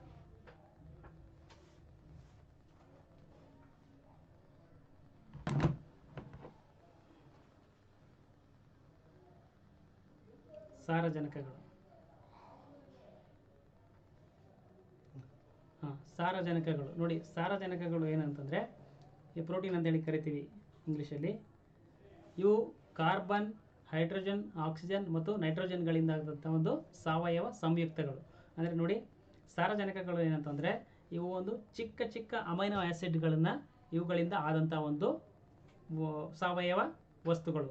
ಈಗ ನಾನು ಆವಾಗಲೇ ಹೇಳಿದೆ ನಿಮಗೆ, ಯಾವ ರೀತಿ ಈ ಒಂದು ಸರ ನೀವು ಪೋಣಿಸಿದಾಗ ಅದರಲ್ಲಿ ಒಂದೊಂದು ಮುತ್ತುಗಳು ಸೇರಿ ಒಂದೊಂದು ಚೈನ್ ಆಗ್ತದೆ, ಅದೇ ರೀತಿ ಇಲ್ಲಿ ಕೂಡ ಇಲ್ಲಿ ಪ್ರೋಟೀನ್ಗಳು ಅಂತಂದರೆ ಅಲ್ಲಿ ಕಾರ್ಬೋಹೈಡ್ರೇಟ್ಗಳು ಅಂತಂದರೆ ಒಂದೊಂದು ಗ್ಲೂಕೋಸ್ಗಳು ಸೇರಿ ಅಲ್ಲಿ ಪಾಲಿಸ್ಯಾಕ್ರೈಡ್ಸ್ಗಳೆಲ್ಲ ಆಗ್ತಾಯಿತ್ತು. ಇಲ್ಲೂ ಕೂಡ ಅಷ್ಟೇ, ಇಲ್ಲಿ ಪ್ರೋಟೀನ್ಗಳಾಗಬೇಕಂತಂದರೆ ಇಲ್ಲಿ ಒಂದೊಂದು ಅಮೈನೋ ಆ್ಯಸಿಡ್ಗಳು ಅಂದರೆ ಒಂದೊಂದು ಅಮೈನೋ ಆ್ಯಸಿಡ್ಗಳ ಚೈನ್ಗೆ ನಾವೇನಂತ ಕರಿತೀವಿ, ಇಲ್ಲಿ ಪ್ರೋಟೀನ್ಗಳು ಅಂತೇಳಿ ಕರಿತೀವಿ. ಸೊ ಆ ಒಂದು ಪ್ರೋಟೀನ್ಗಳು ಈಗ ನಾವು ತಿಂತಕ್ಕಂಥ ಆಹಾರಗಳಲ್ಲಿ ಯಾವ್ಯಾವುದರಲ್ಲಿ ಇದ್ದಾವೆ ಅಂತ ತಿಳ್ಕೊಂಡು ನೋಡೋಣ. ಆಹಾರಗಳು ಉದಾಹರಣೆಗೆ ಸಸ್ಯ ಅಂದರೆ ಸಸ್ಯದಲ್ಲಿ ಎಲ್ಲೆಲ್ಲಿ ಇದ್ದಾವೆ ಅಂತ ಹೇಳಿದ್ರೆ ಯಾವ ಇದರಲ್ಲಿ ಇದ್ದಾವೆ ಅಂತಂದರೆ ಸೋಯಾ, ಅವರೆ, ಕಡಲೆ, ಗೋಧಿ, ಕಾಳುಗಳು ಇವೆಲ್ಲದರೊಳಗೂ ನಾವು ಏನಂತಂದರೆ ಪ್ರೋಟೀನ್ಗಳನ್ನು ಕಾಣಬಹುದು. ಇನ್ನು ನೆಕ್ಸ್ಟ್ ಪ್ರಾಣಿಲಿ ಅಂತಂದರೆ ಮಾಂಸ, ಮೀನು, ಮೊಟ್ಟೆಗಳಲ್ಲಿ ಇವೆಲ್ಲದರಲ್ಲೂ ಕೂಡ ನಾವು ಪ್ರೋಟೀನನ್ನು ಕಾಣಬಹುದು. ನೋಡಿ, ವೆರಿ ಇಂಪಾರ್ಟೆಂಟ್ ಸ್ಲೈಡ್ ನೆಕ್ಸ್ಟ್ ನಿಮ್ಮ ಇದರಲ್ಲಿ ಬಂದಿದೆ. ಯಾವ್ಯಾವುದರಲ್ಲಿ ಪ್ರೋಟೀನ್ಗಳು, ಯಾವ್ಯಾವ್ದು ಪ್ರೋಟೀನ್ ಇದೆ ಅಂದರೆ ಯಾವ್ಯಾವ ಆಹಾರದಲ್ಲಿ ಯಾವ ಪ್ರೋಟೀನ್ಗಳಿದ್ದಾವೆ ಅಂತ ತಿಳ್ಕೊಂಡು ನಾನು ನೆಕ್ಸ್ಟ್ ನಿಮ್ಮ ಸ್ಲೈಡಲ್ಲಿ ಬಂದಿದೆ. ಸೊ ಉದಾಹರಣೆಗೆ ನೋಡಿ, ಇಲ್ಲಿ ಕೆಸಿನ್ ಇದು ಹಾಲಲ್ಲಿ ಕಂಡುಬರ್ತದೆ. ಹೀಮೋಗ್ಲೋಬಿನ್ ಇದು ರಕ್ತದಲ್ಲಿ ಕಂಡು ಬಂದಿರುತ್ತದೆ. ನೋಡಿ, ಇನ್ಸುಲಿನ್ ಮತ್ತು ಗ್ಲೂಕಗಾನ್ ಇದು ಮೇದೋಜೀರಕ ಗ್ರಂಥಿ ಅಂದರೆ ಪ್ಯಾಂಕ್ರಿಯಾ ಅಂತೇಳಿ ಕರಿತೀವಿ ನಾವು ಇಂಗ್ಲೀಷಲ್ಲಿ, ಅಲ್ಲಿ ಕಂಡು ಬರ್ತದೆ. ಆಮೇಲೆ ಅಲ್ಬುಮಿನ್ ಇದು ಮೊಟ್ಟೆಯಲ್ಲಿ ಕಂಡುಬರುತ್ತೆ. ಗ್ಲೋಬುಲಿನ್ ಇದು ಬೀಜದಲ್ಲಿ ಕಂಡುಬರುತ್ತೆ. ಕೆರಾಟಿನ್ ಇದು ಕೂದಲಲ್ಲಿ ಕಂಡುಬರ್ತದೆ, ಜೊತೆಗೆ ಉಗುರಿನಲ್ಲಿ ಕೂಡ ಕಂಡುಬರ್ತದೆ. ಟಿಬುಲಿನ್ ಇದು ನರಗಳಲ್ಲಿ ಕಂಡುಬರ್ತದೆ. ಮತ್ತು ಮಯೋಸಿನ್ ಇದು ಸ್ನಾಯುಗಳಲ್ಲಿ ಕಂಡುಬರುತ್ತೆ. ಆಮೇಲೆ ಕೊಲಾಜಿನ್ ಇದು ಮೂಳೆಗಳಲ್ಲಿ ಕಂಡುಬರ್ತದೆ. ಆಮೇಲೆ ಕಾಂಡ್ರಿನ್ ಇದು ಮೃದ್ವಸ್ಥೆಯಲ್ಲಿ ಕಂಡುಬರ್ತದೆ. ನೋಡಿ, ಈ ಕೊಲಾಜಿನ್ ಮೊನ್ನೆ KPSC FD ಎಕ್ಸಾಮ್ಸ್ ಕೇಳಿದ್ದಾನೆ. ನೋಡಿ, ಇವೆಲ್ಲ ಇನ್ನೊಂದ್ಸರಿ ಗೊತ್ತಿರಲಿ ನಿಮಗೆ. ಕೆಸಿನ್ ಹಾಲು, ಹಿಮೋಗ್ಲೋಬಿನ್ ರಕ್ತ, ಇನ್ಸುಲಿನ್ ಮತ್ತು ಗ್ಲೂಕೋಗಾನ್ ಮೇದೋಜೀರಕ ಗ್ರಂಥಿ, ಅಲ್ಬುಮಿನ್ ಮೊಟ್ಟೆ, ಗ್ಲೋಬುಲಿನ್ ಬೀಜ, ಕೆರಾಟಿನ್ ಕೂದಲು ಮತ್ತು ಉಗುರು, ಟಿಬುಲಿನ್ ನರಗಳು, ಮಯೋಸಿನ್ ಸ್ನಾಯುಗಳಲ್ಲಿ, ಕೊಲಾಜಿನ್ ಮೂಳೆ, ಆಮೇಲೆ ಕಾಂಡ್ರಿನ್ ಇವೆಲ್ಲ ಯಾವುದ್ರಲ್ಲಿ ಕಂಡುಬರ್ತದೆ? ಮೃದ್ವಸ್ಥೆಯಲ್ಲಿ ಕಂಡುಬರ್ತದೆ. ನಿಮಗೆಲ್ಲ ಇನ್ನೊಂದ್ಸಾರಿ ಗೊತ್ತಿರಲಿ ಆಯಾ ಪ್ರೋಟೀನ್ಗಳು ಎಲ್ಲೆಲ್ಲಿ ಕಂಡುಬರ್ತವೆ. ಬಟ್ ಈ ಒಂದು ಎಗ್ನಲ್ಲಿ ಕಂಡುಬರ್ತಕ್ಕಂಥ ಅಲ್ಬುಮಿನ್, ಬೀಜದಲ್ಲಿ ಕಂಡುಬರ್ತಕ್ಕಂಥ ಗ್ಲೋಬುಲಿನ್ ಮತ್ತು ಹಾಲಲ್ಲಿ ಕಂಡುಬರ್ತಕ್ಕಂಥ ಕೆಸಿನ್ ಈ ಮೂರು ಕೂಡ ಹಾಲಲ್ಲಿ ಕಂಡುಬರ್ತವೆ. ಸೊ ಹಾಗಾಗಿ ಈಗ ಬರೀ ಹಾಲಲ್ಲಿ ಏನಂದರೆ ಬರೀ ಕೆಸಿನ್ ಇದೆ ಅಂತ ಅಷ್ಟೇ ಅಲ್ಲ, ಗ್ಲೋಬುಲಿನ್ ಮತ್ತು ಆಲ್ಬುಮಿನ್ ಕೂಡ ಅದರಲ್ಲಿ ಕಂಡುಬರ್ತವೆ. ಈಗ ನೆಕ್ಸ್ಟ್ ಅಮೈನೋ ಆಮ್ಲಗಳನ್ನು ನೋಡೋಣ. ಅಮೈನೋ ಆಮ್ಲಗಳು ನಾನು ಆವಾಗಲೇ ಹೇಳ್ದಂಗೆ ಇವು ಒಂದು ಏನಂತಂದರೆ ಅಮೈನೋ ಆ್ಯಸಿಡ್ಗಳು ಅಂತಕ್ಕಂಥ ಒಂದು ಚಿಕ್ಕ ಚಿಕ್ಕ ಘಟಕಗಳಿಂದ ಆಗತಕ್ಕಂಥ ಒಂದು ಸಾವಯವ ಒಂದು ವಸ್ತುವಿಗೆ ನಾವೇನಂತ ಕರಿತೀವಿ? ಪ್ರೋಟೀನ್ಗಳಂತೇಳಿ ಕರಿತೀವಿ. ನಾನು ಆವಾಗಲೇ ಹೇಳಿದ್ದೀನಿ, ಒಂದು ಸರ ತೆಗೆದ್ರೆ ನೀವು ಅದರಲ್ಲಿ ಯಾವ ರೀತಿ ಒಂದು ಮುತ್ತು ಹೊರಗಡೆ ಬರುತ್ತಲ್ಲ, ಆ ಒಂದು ಸಿಂಗಲ್ ಮುತ್ತಿಗೆ ನಾವಿಲ್ಲಿ ಏನು ಅನ್ಬೋದು? ಅಮೈನೋ ಆಮ್ಲ ಅನ್ಬೋದು. ಯಾವುದರಲ್ಲಿ? ಪ್ರೋಟೀನಲ್ಲಿ. ಅದೇ ರೀತಿ ಆ ಮುತ್ತಿಗೆ ನಾವೇನು ಅನ್ಬೋದು? ಕಾರ್ಬೋಹೈಡ್ರೇಟ್ನಲ್ಲಿ ಏನು ಅನ್ಬೋದು? ಗ್ಲೂಕೋಸ್ ಅಂತೇಳಿ ಅನ್ಬೋದು. ನೆಕ್ಸ್ಟ್ ಇನ್ನೊಂದರಲ್ಲಿ ಲಿಪಿಡ್ನಲ್ಲಿ ಬಂದರೆ ಅಲ್ಲಿ ಫ್ಯಾಟಿ ಆ್ಯಸಿಡ್ ಅಂತ ಹೇಳ್ಬೋದು. ಗ್ಲೂಕೋಸ್ಗಳ ಸರಪಳಿಗೆ ಕಾರ್ಬೋಹೈಡ್ರೇಟ್ ಅಂತ ಕರಿತೀವಿ. ಅಮೈನೋ ಆ್ಯಸಿಡ್ಗಳ ಸರಪಳಿಗೆ ಅಮೈನೋ ಆ್ಯಸಿಡ್ಗಳ ಸರಪಳಿಗೆ ಪ್ರೋಟೀನ್ ಅಂತ ಕರಿತೀವಿ. ಸೊ ಫ್ಯಾಟಿ ಆ್ಯಸಿಡ್ಗಳ ಸರಪಳಿಗೆ ಲಿಪಿಡ್ ಅಂತ ಕರಿತೀವಿ. ನಾವು ಹಿಂಗೆ ಸಿಂಪಲ್ ಆಗಿ ನೆನ್ಪಿಟ್ಕೊಳ್ಬೇಕು. ನೋಡಿ, ಈಗ ಅಮೈನೋ ಆ್ಯಸಿಡ್ಗಳು ನೆಕ್ಸ್ಟ್ ಇದು ಒಂದು ಪ್ರೋಟೀನ್ಗಳಲ್ಲಿ ಏನಂತಂದರೆ ಎರಡು ಪ್ರಕಾರ, ಒಂದು ಅವಶ್ಯಕ ಅಮೈನೋ ಆಮ್ಲ, ಇನ್ನೊಂದು ಅವಶ್ಯಕವಲ್ಲದ ಅಮೈನೋ ಆಮ್ಲ. ನಮ್ಮ ದೇಹಕ್ಕೆ ಯಾವ ಅಮೈನೋ ಆಸಿಡ್ಗಳು ಅವಶ್ಯಕವಿದ್ದಾವೆ, ಯಾವ ಅಮೈನೋ ಆಸಿಡ್ಗಳು ಅವಶ್ಯಕವಿಲ್ಲ. ಮೊದಲನೇದಾಗಿ ಏನಂತಂದರೆ, ಈ ಒಂದು ಅಮೈನೋ ಆಸಿಡ್ಗಳಲ್ಲಿ ಟೋಟಲ್ 20 ಅಮೈನೋ ಆಸಿಡ್ಗಳಿದ್ದಾವೆ. ಅದರಲ್ಲಿ 10 ನಮ್ಮ ದೇಹಕ್ಕೆ ಅವಶ್ಯಕತೆ ಇದ್ದಾವೆ, 10 ಇನ್ನೊಂದು ಅವಶ್ಯಕ ಇಲ್ಲ. ಸೊ ಅವಶ್ಯಕತೆ ಇದ್ದಾವೆ, ಅವಶ್ಯಕತೆ ಇಲ್ಲ ಅಂತಂದ್ರೆ ಏನು ಸರ್ ಇದು ಅಂತಂದರೆ, ನಮ್ಮ ದೇಹದಲ್ಲಿ ಯಾವ ಉತ್ಪಾದಿಸಲ್ಪಡುವುದಿಲ್ಲವೋ ಅವುಗಳನ್ನು ನಾವು ಆಹಾರದ ಜೊತೆಗೆ ಡಯಟ್ ಆಗಿ ತಗೊಳ್ಕೊಳ್ತೀವಿ. ಅದಕ್ಕೆ ನಾವು ಅವಶ್ಯಕ ಅಮೈನೋ ಆಮ್ಲಗಳು ಅಂತೇಳಿ ಕರಿತೀವಿ. ಉದಾಹರಣೆಗೆ ಲೈಸಿನ್ ಆಗಿರ್ಬೋದು, ಆಮೇಲೆ ವ್ಯಾಲಿನ್ ಆಗಿರ್ಬೋದು, ಇದು ಅವಶ್ಯಕ ಅಮೈನೋ ಆಸಿಡ್ಗಳು. ಈಗ ನಮ್ಮ ದೇಹದಲ್ಲಿ ಆಲ್ರೆಡಿ ಉತ್ಪತ್ತಿ ಮಾಡ್ತವೆ ಅಂತಂದರೆ ಅವುಗಳನ್ನು ನಾವು ಆಹಾರದ ಜೊತೆಗೆ ತಗೊಳ್ಳೋದು ಅವಶ್ಯಕತೆ ಇಲ್ಲ. ಸೊ ಅವಕ್ಕೆ ಎಕ್ಸಾಂಪಲ್ಸ್ ಯಾವುದು ಅಂತಂದರೆ ಗ್ಲೈಸಿನ್ ಮತ್ತು ಸಿಸ್ಟಿನ್. ಸೊ ಇದರಿಂದ ನಿಮ್ಗೇನು ಗೊತ್ತಾಗಬೇಕು ಈಗ ಅಂತಂದರೆ, ಒಟ್ಟು ಅಮೈನೋ ಆಸಿಡ್ಗಳು 20 ಅಂತ ಗೊತ್ತಾಗಬೇಕು. ಅದರಲ್ಲಿ 10 ಅವಶ್ಯಕವಿದ್ದಾವೆ, 10 ಅವಶ್ಯಕವಿಲ್ಲ ಅಂತೇಳಿ ಇವೆಲ್ಲ ನಮಗೆ ಗೊತ್ತಾಗಬೇಕು. ಇದ್ರ ಬಗ್ಗೆ ಗೊತ್ತಿರಲಿ, ಇಷ್ಟೇ, ಇದಕ್ಕಿಂತ ಜಾಸ್ತಿ ಇಲ್ಲ ಈ ಪ್ರೋಟೀನಲ್ಲಿ. ಇನ್ನು ನೆಕ್ಸ್ಟ್ ಪ್ರೋಟೀನ್ಗಳ ಒಂದು ಕಾರ್ಯ ನೋಡೋಣ. ಈಗ ನಿಮ್ಮ ಸ್ಲೈಡಲ್ಲಿ ಪ್ರೋಟೀನ್ಗಳ ಕಾರ್ಯಗಳು ಏನು ಮಾಡ್ತಾವಪ್ಪ ಪ್ರೋಟೀನ್ಗಳು? ದೇಹ ನಿರ್ಮಾಣ, ಅಂದರೆ ನಮ್ಮ ದೇಹ ನಿರ್ಮಾಣ ಆಗಬೇಕಂತಂದರೆ ನಮಗೆ ಪ್ರೋಟೀನ್ಗಳು ಬೇಕು. ಅದಕ್ಕೆ ಉದಾಹರಣೆಗೆ ಹೇಳ್ತಾರೆ, 14 ವರ್ಷದಿಂದ ಕೆಳಗಡೆ ಇರ್ತಕ್ಕಂಥ ಮಕ್ಕಳಿಗೆ ಪ್ರೋಟೀನ್ ಕೊಡಬೇಕು ನಾವು ಮೇನ್ ಅಂತಂದರೆ. ಯಾಕೆಂದರೆ ಅಲ್ಲಿ ಅವರ ದೇಹವನ್ನು ಬೆಳಿಬೇಕು, ಆ ಟೈಮಲ್ಲಿ ಪ್ರೋಟೀನ್ ಅವಶ್ಯಕತೆ ಜಾಸ್ತಿ ಇರುತ್ತೆ. ನೆಕ್ಸ್ಟ್ ಏನಪ್ಪ ಅಂದರೆ ಕಿಣ್ವಗಳಾಗಿ ಕಾರ್ಯ ಮಾಡ್ತವೆ. ಈಗ ಯಾವುದಾದ್ರೂ ಒಂದು ರೋಗ ಬಂತು ಅಂದರೆ ಅದಕ್ಕೆ ಆ್ಯಂಟಿಬಾಡಿಗಳನ್ನ ಕ್ರಿಯೇಟ್ ಮಾಡಬೇಕು ಅಂತಂದರೆ ಅದಕ್ಕೆ ಪ್ರತಿಕಾಯಗಳು, ನಮಗೆ ಅಲ್ಲಿ ಪ್ರೋಟೀನ್ಗಳ ಅವಶ್ಯಕತೆ ಇದೆ. ಆ ಪ್ರತಿಕಾಯಗಳಾಗಿ ಕೂಡ ಈ ಒಂದು ಕೆಲಸ ಮಾಡ್ತವೆ. ಮತ್ತು ಯಾವುದಾದ್ರೂ ರಾಸಾಯನಿಕ ಕ್ರಿಯೆ ನಡಿಬೇಕು ಅಂತಂದರೆ ಅಲ್ಲಿ ಕೆಲವೊಂದು ಕಿಣ್ವಗಳು, ಅಂದರೆ ಎಂಜೈಮ್ಗಳು, ಆ ಒಂದು ರಾಸಾಯನಿಕ ಕ್ರಿಯೆಗಳನ್ನು ಕ್ರಮಬದ್ಧವಾಗಿ ಮಾಡಬೇಕು ಅಂತಂದರೆ ಈ ಒಂದು ಕಿಣ್ವಗಳು ಅವಶ್ಯಕತೆ. ಆ ಒಂದು ಕಿಣ್ವಗಳು ಯಾವುದರಿಂದ ಬರ್ತವೆ? ಪ್ರೋಟೀನ್ಗಳಿಂದ. ನೋಡಿ, ಇವೆಲ್ಲದ್ರ ಮೇಲೂ ನೆಕ್ಸ್ಟ್ ಕ್ವಶನ್ಸ್ ಕೇಳಿದ್ದಾರೆ, ಅಲ್ಲಿ ಅವುಗಳನ್ನ ಸಾಲ್ವ್ ಮಾಡೋಣ ಅಂತ. ಈಗ ನೆಕ್ಸ್ಟ್ ಏನಪ್ಪ ಅಂತಂದರೆ, ಈ ಪ್ರೋಟೀನ್ಸ್ ಕೊರತೆಯಿಂದ ಯಾವ್ಯಾವ ರೋಗಗಳು ಬರ್ತವೆ ಅಂತ ಹೇಳಿದ್ರೆ, ಈ ಒಂದು ಪ್ರೋಟೀನ್ ಕೊರತೆಯಿಂದ ನೋಡಿ, ಕ್ವಾಶಿಯೋರ್ಕರ್ ಅಂತ ಹೇಳ್ಕೊಂಡು ಒಂದು ರೋಗ ಬರ್ತದೆ, ಇಂದು ಪೋಷಣ ಮರಾಸ್ಮರ ಅಂತೇಳಿ ಬರ್ತದೆ. ಈ ಒಂದು ಕ್ವಾಶಿಯೋರ್ಕರ್ ವೆರಿ ಇಂಪಾರ್ಟೆಂಟ್. ಇದು PC ಮತ್ತು PSI ಎಕ್ಸಾಮ್ಸ್ಗಳಿಗೆ ಭಾಳಷ್ಟು ಸರಿ ಕೇಳ್ತಾನೆ. ಕ್ವಾಶಿಯೋರ್ಕರ್ ರೋಗ ಇದು ಯಾವ ಕೊರತೆಯಿಂದ ಬರ್ತದೆ? ಕಾರ್ಬೋಹೈಡ್ರೇಟ್, ಪ್ರೋಟೀನ್, ಲಿಪಿಡ್ಸ್, ಬೇರೆ ಯಾವುದು ಕೇಳಿದ್ರೆ ಇದು ಪ್ರೋಟೀನ್ ಕೊರತೆಯಿಂದ ಬರ್ತದೆ. ಇದೇನು ಅಂತಂದರೆ ಕೈಕಾಲು ಚಿಕ್ಕದಾಗಿರ್ತವೆ, ಅಂದರೆ ತೆಳ್ಳುವಾಗಿರ್ತವೆ, ಹೊಟ್ಟೆ ಮಾತ್ರ ದಪ್ಪ ಇರ್ತದೆ, ಇದು ಕ್ವಾಶಿಯೋರ್ಕರ್. ನೆಕ್ಸ್ಟ್ ಯಾವುದಪ್ಪ ಅಂದರೆ ಪೋಷಣ ಮರಾಸ್ಮಸ್. ಈ ಪೋಷಣ ಮರಾಸ್ಮಸ್ ನಿಮ್ಗೆ ಇಲ್ಲಿ ಗೊತ್ತಿರಲಿ, ಇದು ಪ್ರೋಟೀನ್ ಕೊರತೆಯಿಂದನೂ ಬರ್ತದೆ ಮತ್ತು ಕಾರ್ಬೋಹೈಡ್ರೇಟ್ ಕೊರತೆಯಿಂದನೂ ಬರ್ತದೆ. ಬಟ್ ಇದು ಆಪ್ಷನ್ಸ್ ಕೇಳಿದ್ರೆ ಫಸ್ಟ್ ಪ್ರೋಟೀನ್ ಇದ್ದರೆ ಪ್ರೋಟೀನ್ ಹಾಕಬೇಕು. ಸೊ ಪ್ರೋಟೀನ್ ಕೊರತೆಯಿಂದ ಬರ್ತಕ್ಕಂಥ ಯಾವ ನಿಮಗೆ ಗೊತ್ತಿರೋಂಗೆ ಒಂದು ಕ್ವಾಶಿಯೋರ್ಕರ್ ಮತ್ತು ಪೋಷಣ ಮರಾಸ್ಮಸ್. ಈಗ ನೆಕ್ಸ್ಟ್ ಏನಪ್ಪ ಅಂತಂದರೆ ಕ್ವಶನ್ ಆನ್ಸರ್ಗಳನ್ನು ನಾವು ಡಿಸ್ಕಷನ್ ಮಾಡೋಣ.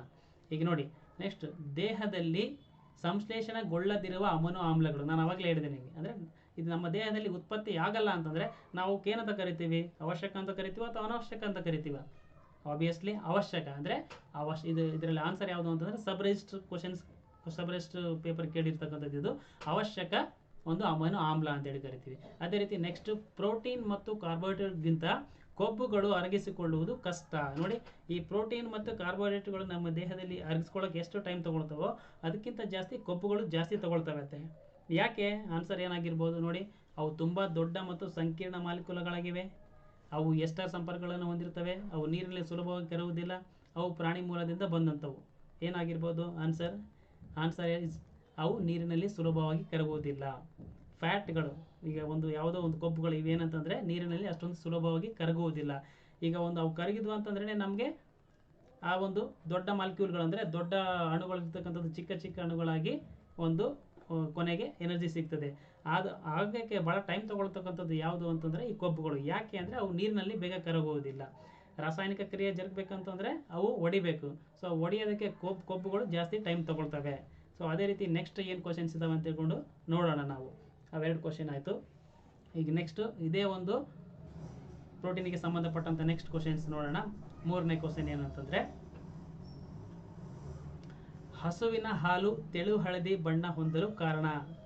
ಇದು ನೋಡಿ, PSI ಸಿವಿಲ್ 2007 ಕೇಳಿರ್ತಕ್ಕಂಥದ್ದು, ನಿಮ್ಮ ಸ್ಲೈಡಲ್ಲಿ ಬಂತು. ಈಗ ಹಸುವಿನ ಬಣ್ಣ ತೆಳು ಇರಬೇಕಂತಂದ್ರೆ ಅದಕ್ಕೆ ಏನು ಕಾರಣ? ಇಲ್ಲಿ ನೋಡಿ, very important. Option A xanthophyll, option B fructose, option C glucose, option D riboflavin. ನೋಡಿ, ಇಲ್ಲಿ ಏನಂತಂದರೆ ನಿಮಗೆ ಈ ಗ್ಸಾಂಥೋಫಿಲ್ ಇದು ಏನು ಅಂತಂದರೆ ಇದು ಒಂದು ಬಣ್ಣ ಬರೋದಕ್ಕೆ ರಾಸಾಯನಿಕ. ಬಟ್ ಇದು ಏನಂತಂದರೆ ಹಾಲಿನಲ್ಲಿರ್ತಕ್ಕಂಥ ಎಲ್ಲೋ ಬಣ್ಣ ಅಲ್ಲ, ಇದು ಏನಂತಂದರೆ ಫ್ರೂಟ್ಸಲ್ಲಿರ್ತಕ್ಕಂಥ ಬಣ್ಣ ಬರಬೇಕಂದ್ರೆ ಗ್ಸಾಂಥೋಫಿಲ್ ಕಾರಣ. ಫ್ರುಕ್ಟೋಸ್ ಇದು ಯಾವುದೇ ಒಂದು ಪಿಗ್ಮೆಂಟ್ ಅಲ್ಲ, ಬಣ್ಣ ಪಿಗ್ಮೆಂಟ್ ಅಲ್ಲ, ಇದು ಒಂದು ಸಕ್ಕರೆ, ಇದನ್ನು ಒಂದು ಸಕ್ಕರೆ. ನೋಡಿ, ಇಲ್ಲಿ ಏನಪ್ಪ ಅಂತಂದರೆ ರೈಬೋಫ್ಲೇವಿನ್ ಅಂತಂದರೆ ಇದು ನಾವೇನಕ್ಕೆ ಅಂತ ಕರಿತೀವಿ? ಇದನ್ನ B2 ಅಂದರೆ ಬಿ ವಿಟಮಿನಲ್ಲಿ ಬರ್ತಕ್ಕಂಥ ಅದರಲ್ಲಿ B1 B2 ಹಿಂಗೆಲ್ಲ ಬರ್ತಾ ಇದೆ. ಟೋಟಲ್ 8 ವಿಟಮಿನ್ಗಳಿದಾವೆ ಅದರಲ್ಲಿ. ಈ B2ಗೆ ನಾವು ರೈಬೋಫ್ಲೇವಿನ್ ಅಂತ ಕರಿತೀವಿ, ಅದರ ರಾಸಾಯನಿಕ ಹೆಸರು. ಮುಂದೆ ವಿಟಮಿನ್ಸ್ ಮಾಡಬೇಕಾದ್ರೆ ಕ್ಲಿಯರ್ ಆಗ್ತದೆ. ಇಲ್ಲಿ ನೋಡಿ, ಈ ಆನ್ಸರ್ ರೈಬೋಫ್ಲೇವಿನ್ ಇದ್ದಾಗ ಏನಂತಂದರೆ, ಇದಕ್ಕಿಂತ ಮುಂಚೆ ಯಾವುದಾದ್ರೂ ಕ್ಯಾರೋಟಿನ್ ಅಂತೇಳಿ ಆಪ್ಷನ್ಸ್ ಇತ್ತು ಅಂತಂದರೆ ನೀವು ಅದನ್ನು ಕ್ಯಾರೋಟಿನ್ ಹಾಕಬೇಕು. ಯಾಕೆ ಅಂತಂದರೆ ಹಸುವಿನ ಹಾಲು ಹಳದಿಯಾಗಿರೋದಕ್ಕೆ ಮುಖ್ಯ ಕಾರಣ ಕ್ಯಾರೋಟಿನ್, ಅಂದರೆ ಬೀಟಾ ಕ್ಯಾರೋಟಿನ್ ಅಂತೇಳಿ ಕರಿತೀವಿ ನಾವಿಲ್ಲಿ. ಈ ಬೀಟಾ ಕ್ಯಾರೋಟಿನ್ ಇರೋದ್ರಿಂದನೇ ಹಸುವಿನ ಹಾಲು ಹಳದಿಯಾಗಿರ್ತದೆ. ಒಂದು ವೇಳೆ ಇದು ಇಲ್ಲ ಅಂತಂದರೆ ಈ ರೈಬೋಫ್ಲೇವಿನ್ ಇರೋದ್ರಿಂದ ಈ ಒಂದು ಹಸುವಿನ ಹಾಲು ಒಂದು ಯೆಲ್ಲೋ ಕಲರ್ ಅಂದರೆ ಹಳದಿ ಬಣ್ಣಕ್ಕೆ ಕಾರಣವಾಗಿರುತ್ತದೆ. ವೆರಿ ಇಂಪಾರ್ಟೆಂಟ್, ನೆನಪಿರಲಿ ಈ ಕ್ವಶನ್ಸು. PSI civil 2007 ಕೇಳಿರ್ತಕ್ಕಂಥದ್ದು. ನೆಕ್ಸ್ಟ್, ಮಾನವನ ಕೂದಲಿನ ರಚನೆಯಲ್ಲಿರ್ತಕ್ಕಂಥ ಪ್ರೋಟೀನ್ ಯಾವುದು? ನೋಡಿ, ನಾನು ಆವಾಗಲೇ ಹೇಳಿದೆ, ಮಾನವನ ಕೂದಲಿನಲ್ಲಿ ಮತ್ತು ಒಂದು ಉಗುರಿನಲ್ಲಿರ್ತಕ್ಕಂಥ ಪ್ರೋಟೀನ್ ಹೇಳಿದ್ದೆ ನಾನು ನಿಮಗೆ. Collagen, keratin, histone, albumin. ನೋಡಿ, ಇಲ್ಲಿ ಒಂದು ಸ್ವಲ್ಪ ಅಬ್ಸರ್ವ್ ಮಾಡ್ಬೋದು ನೀವು. ಈ ಒಂದು ಕ್ಯಾರೋಟಿನ್ ಮತ್ತು ಕೆರಾಟಿನ್ಗೆ ಏನು ಡಿಫ್ರೆನ್ಸು? ಕ್ಯಾರೋಟಿನ್ ಅಂತಕ್ಕಂಥದ್ದು ಬೇರೆ, ಕ್ಯಾರೋಟಿನ್ ಅಂತಕ್ಕಂಥದ್ದು ಇದು ಪಿಗ್ಮೆಂಟ್ ಅಂದರೆ ಬಣ್ಣವನ್ನು ಕೊಡ್ತಕ್ಕಂಥ ರಾಸಾಯನಿಕ ವಸ್ತು. ಈ ಕೆರಾಟಿನ್ ಅಂತಕ್ಕಂಥದ್ದು ಇದು ಪ್ರೋಟೀನ್. ಇದು ನಮ್ಮ ಕೂದಲಿನಲ್ಲಿ ಮತ್ತು ಉಗುರಿನಲ್ಲಿರ್ತಕ್ಕಂಥ ಒಂದು ಪ್ರೋಟೀನ್ಗೆ ನಾವು ಕೆರಾಟಿನ್ ಅಂತೇಳಿ ಕರಿತೀವಿ. ಅದೇ ರೀತಿ ಕೊಲಾಜಿನ್ ಅಂತಂದರೆ ನಾನು ಆವಾಗಲೇ ಹೇಳಿದೆ ನಿಮಗೆ, ಮೂಳೆಯಲ್ಲಿರ್ತಕ್ಕಂಥ ಪ್ರೋಟೀನ್ಗೆ ಕೊಲಾಜಿನ್ ಅಂತೇಳಿ ಕರಿತೀವಿ. ಸಬ್ರೆಸ್ಟ್ ಆಫೀಸ್ ಅವ್ರಿಗೆ ಕೇಳಿರ್ತಕ್ಕಂಥದ್ದು. ನೋಡಿ, ಹಿಸ್ಟೋನ್ ಅಂತ ಹೇಳಿದರೆ ಇದು DNA ಯಲ್ಲಿರ್ತಕ್ಕಂಥ ಒಂದು ಪ್ರೋಟೀನ್, ಇದಕ್ಕೆ ಹಿಸ್ಟೋನ್ ಅಂತ ಕರೀತೀವಿ. ಆಲ್ಬುಮಿನ್ ಇದು ಎಗ್ಗಲ್ಲಿರ್ತಕ್ಕಂಥ ಒಂದು ಪ್ರೋಟೀನ್. ಗೊತ್ತಾಗಿರ್ಬೇಕು ನಿಮಗೆಲ್ಲ. ಕೆರಾಟಿನ್ ಬೇರೆ, ಕ್ಯಾರೋಟಿನ್ ಬೇರೆ. ಮತ್ತು ಯಾವುದಾದ್ರಲ್ಲಿ ಕೊಲಾಜಿನ್ ಅಂತಂದರೆ ಮೂಳೆಯಲ್ಲಿರ್ತದೆ ಅಂತ ಗೊತ್ತಾಗಿರ್ಬೇಕು ನಿಮಗೆ. ಹಿಸ್ಟೋನ್ ಅಂತಂದರೆ DNA ದಲ್ಲಿ ನೆನಪಿರಬೇಕು. ಆಲ್ಬುಮಿನ್ ಎಗ್ಗಲ್ಲಿ. ಈಗ ಉಗುರಿನಲ್ಲಿ ಮತ್ತು ಕೂದಲಲ್ಲಿರ್ತಕ್ಕಂಥದ್ದು ಯಾವುದು ಅಂತಂದರೆ ಕೆರಾಟಿನ್, ನಾಟ್ ಕ್ಯಾರೋಟಿನ್. ಕ್ಯಾರೋಟಿನ್ ಅಂತಕ್ಕಂಥದ್ದು ಅದು CAROTINE ಬರ್ತದೆ. ಇದು KERATIN, ಕೆರಾಟಿನ್ ಇದು ಪ್ರೋಟೀನ್. ನೆಕ್ಸ್ಟ್ ನೋಡಿ, IAS ಅಲ್ಲಿ ಕೇಳಿರ್ತಕ್ಕಂಥದ್ದು ಕ್ವಶನ್ಸ್ ನೋಡಿ ಎಲ್ಲ ಅಂದರೆ PC PSI ಮತ್ತು ಚಿಕ್ಕದು ಇದರಲ್ಲಿ IAS ಅಲ್ಲಿ ದೊಡ್ಡ ಕೇಳ್ತಿದ್ರೆ ಹಂಗೇನಿಲ್ಲ. ನೋಡಿ ಎಷ್ಟು ಸಿಂಪಲ್ ಆಗಿ ಕ್ವಶನ್ಸ್ ಕೇಳಿದ್ದಾರೆ. ಸೋಯಾ ಅವರೆ ಇದನ್ನು ಗರಿಷ್ಠ ಮಟ್ಟದಲ್ಲಿ ಹೊಂದಿದೆ. ಯಾವುದನ್ನು ಗರಿಷ್ಠ ಹೊಂದಿದೆ? ನೋಡಿ, ಸೋಯಾ. ನಾನು ಅವಾಗಲೇ ಹೇಳಿದೆ ನಿಮಗೆ, ಒಂದು ಸೋಯಾ ಅಂತ ಹೇಳಿಲ್ಲ, ಬಟ್ ದ್ವಿದಳ ಧಾನ್ಯಗಳು ಇದು ಪ್ರೋಟೀನ್ಗಳನ್ನು ಜಾಸ್ತಿ ಹೊಂದಿರ್ತದೆ ಅಂತ ಹೇಳಿದೆ. ನೋಡಿ, ಇದರಲ್ಲಿ ಯಾವ ಪೋಷಕಾಂಶ ಅಂತ ಹೇಳಿದ್ದೇನೆ, ಇದರಲ್ಲಿ ಯಾವುದೂ ಇಲ್ಲ. ಆಮೇಲೆ ಪ್ರೋಟೀನ್ಗಳು, ಆಮೇಲೆ C ಶರ್ಕರೆಗಳು, D ವಿಟಾಮಿನ್ಗಳು. ನೋಡಿ, ಇಲ್ಲಿ ವಿಟಾಮಿನ್ಗಳು ಅಲ್ಲ, ಶರ್ಕರೆಗಳು ಅಲ್ಲ, ಪ್ರೋಟೀನ್ಗಳು. ಸೋಯಾ ಏನಂತಂದರೆ ಜಾಸ್ತಿ ಒಂದು ಪ್ರೋಟೀನನ್ನು ಹೊಂದಿರ್ತದೆ. ಇದು ಆನ್ಸರ್. ಆಮೇಲೆ ಕಿಣ್ವಗಳು. ನೋಡಿ, ನಾನು ಪ್ರೋಟೀನ್ಗಳ ಕಾರ್ಯಗಳು ಹೇಳಬೇಕಾದ್ರೆ ನಿಮಗೆ ಹೇಳಿದ್ದೆ, ಪ್ರೋಟೀನ್ಗಳು ಕಿಣ್ವಗಳಾಗಿ ಕೂಡ ಕಾರ್ಯನಿರ್ವಹಿಸ್ತವೆ. ಕಿಣ್ವಗಳು ವಿಶಿಷ್ಟವಾದ ಡ್ಯಾಶ್ ಅಂತಂದರೆ ಏನು? ಶರ್ಕರ ಪಿಷ್ಟಗಳು ಅಲ್ಲ, ಮೇಧಸ್ ಅಂದರೆ ಲಿಪಿಡ್ ಅಲ್ಲ, ಇದು ಅಂದರೆ ಸಸಾರಜನಕ ಅಂದರೆ ಪ್ರೋಟೀನ್ಗಳು, ಜೀವಸತ್ವಗಳು. ಇಲ್ಲಿ ಆನ್ಸರ್ ಏನು ಅಂತಂದರೆ ಪ್ರೋಟೀನ್ಗಳು. ಈಗ ನಾವು ಕಿಣ್ವಗಳು ಯಾವುದರಿಂದ ಮಾಡಲ್ಪಟ್ಟಿದ್ದಾವೆ ಅಂತಂದರೆ ಪ್ರೋಟೀನ್ಗಳಲ್ಲಿ ಅದು ಯಾವುದು ಅಂತಂದರೆ ಯಾವುದಾದ್ರೂ ಕೆಲವೊಂದು ಅಮೈನೋ ಆಸಿಡ್ಗಳು ಸೇರಿಬಿಟ್ಟು ಈ ಕಿಣ್ವಗಳು ಯಾವುದರಿಂದ ಆಗಿರ್ತವೆ ಅಂತಂದರೆ ಪ್ರೋಟೀನ್ಗಳು. ಹೆಂಗಾಗಿರ್ತವೆ? ಯಾವುದಾದ್ರೂ ಒಂದು ಸ್ವಲ್ಪ ಅಮೈನೋ ಆಸಿಡ್ಗಳು ಸೇರಿಬಿಟ್ಟು ಒಂದು ಚೈನ್ ಆಗಿ ಒಂದು ಕಿಣ್ವ ಆಗ್ತದೆ. ಅರ್ಥ ಆಯ್ತಾ?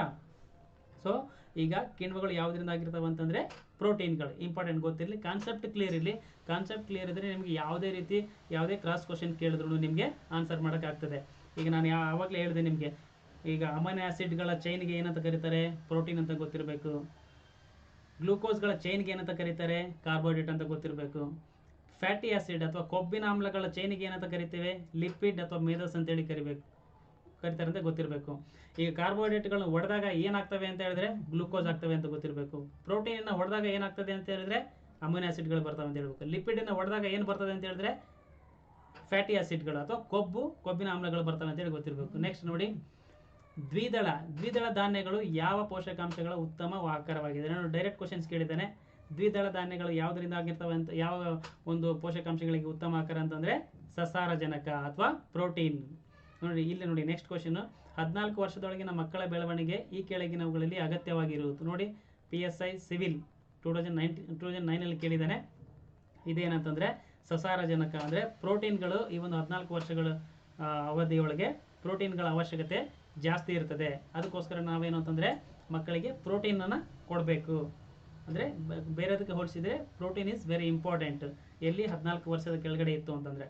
ಈಗ ನೆಕ್ಸ್ಟ್ ಕ್ವಶನ್ ನಿಮ್ಮಲ್ಲಿ ಅದು ವೆಟರ್ನರಿ ಇನ್ಸ್ಪೆಕ್ಟರ್ ಕೇಳಿರ್ತಕ್ಕಂಥದ್ದು. ಯಾವುದು ಅಂತಂದರೆ ನೆಕ್ಸ್ಟ್ ನಾನು ಅವಾಗಲೇ ಹೇಳಿದೆ ನಿಮಗೆ ಕೆಲವೊಂದು ಪ್ರೋಟೀನ್ಗಳು ಯಾವುದಾದ್ರೆ ಎಲ್ಲಿದೆ ಅಂತ ತಿಳ್ಕೊಂಡು ಅದು ಹೇಳಿದ್ರೆ ಅದು ನೆನಪಿದ್ರೆ ನಿಮಗೆ ಈ ಕ್ವಶನಲ್ಲಿ ನೀವು ಆನ್ಸರ್ ಮಾಡ್ತೀರಾ.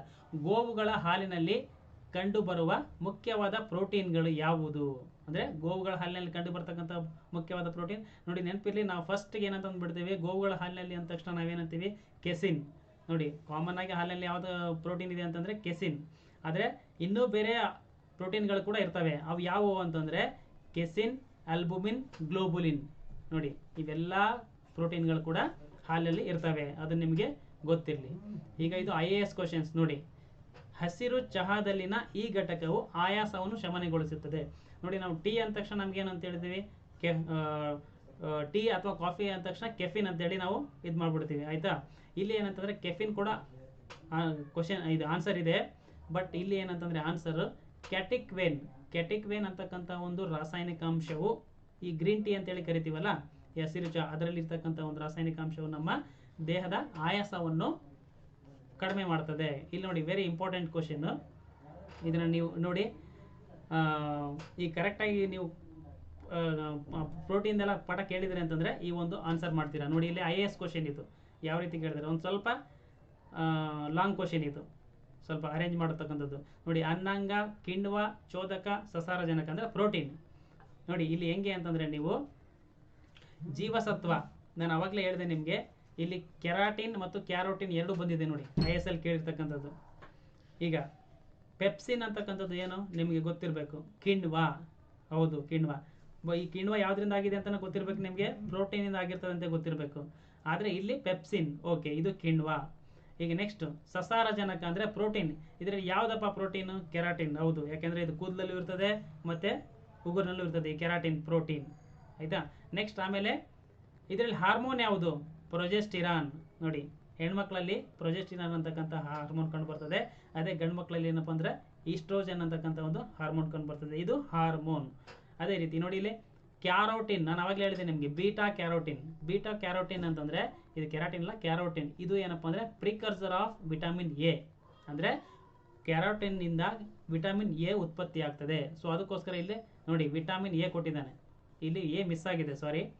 ನೋಡಿ ಅನ್ನಾಂಗ ಅಂದರೂ ಅಷ್ಟೇ, ಜೀವಸತ್ವ ಅಂದರೂ ಅಷ್ಟೇ, ವಿಟಮಿನ್ ಅಂತಂದ್ರೂ ಅಷ್ಟೇ.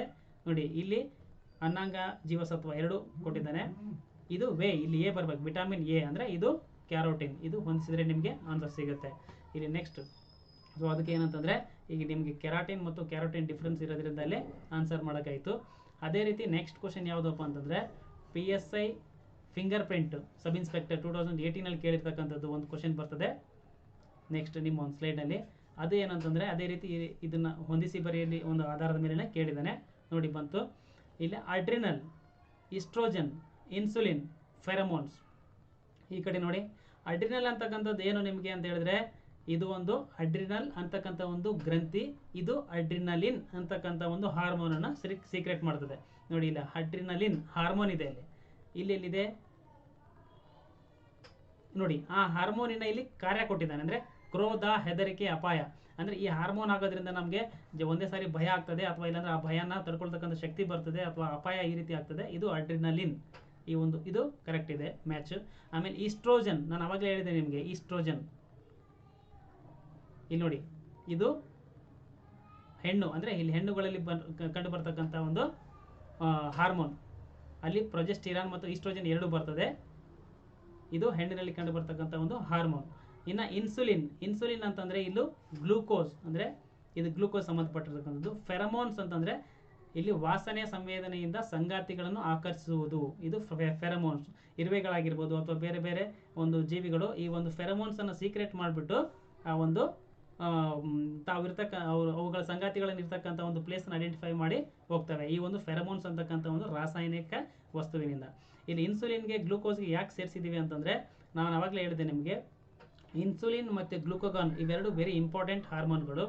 ಇನ್ಸುಲಿನ್ ಏನು ಮಾಡ್ತದೆ ಅಂತಂದರೆ ಹೆಚ್ಚಾದಂಥ ಒಂದು ಗ್ಲೂಕೋಸನ್ನು ಲಿವರಲ್ಲಿ ಅಥವಾ ಪಿತ್ತಜನಕಾಂಗದಲ್ಲಿ ಅಥವಾ ಯಕೃತ್ತಿನಲ್ಲಿ ಶೇಖರಣೆ ಮಾಡ್ತದೆ. ಯಾವುದು ಇನ್ಸುಲಿನ್ ಅಂತಕ್ಕಂಥ ಹಾರ್ಮೋನ್. ಅದೇ ಒಂದು ಶೇಖರಣೆ ಆಗಿರ್ತಕ್ಕಂಥ ಒಂದು ಗ್ಲೈಕೋಜನ್ ರೂಪದಲ್ಲಿ, ಅದು ಹೇಳೋದು ಮರ್ತುಬಿಟ್ಟೆ, ಯಾವ ರೂಪದಲ್ಲಿ, ಗ್ಲೈಕೋಜನ್ ರೂಪದಲ್ಲಿ. ಆ ಒಂದು ಗ್ಲೈಕೋಜನ್ ರೂಪದಲ್ಲಿ ಶೇಖರಣೆ ಆದಂಥ ಒಂದು ಯಕೃತ್ತಿನಲ್ಲಿನ ಒಂದು ಗ್ಲೈಕೋಜನ್ನು ಅದು ಗ್ಲೈಕೋಜನ್ನು ಮತ್ತೆ ಗ್ಲೂಕೋಸ್ ಆಗಿ ಪರಿವರ್ತನೆ ಆಗಬೇಕಂತಂದರೆ ಗ್ಲೂಕೋಗಾನ್ ಅಂತಕ್ಕಂಥ ಹಾರ್ಮೋನ್ ಬೇಕು.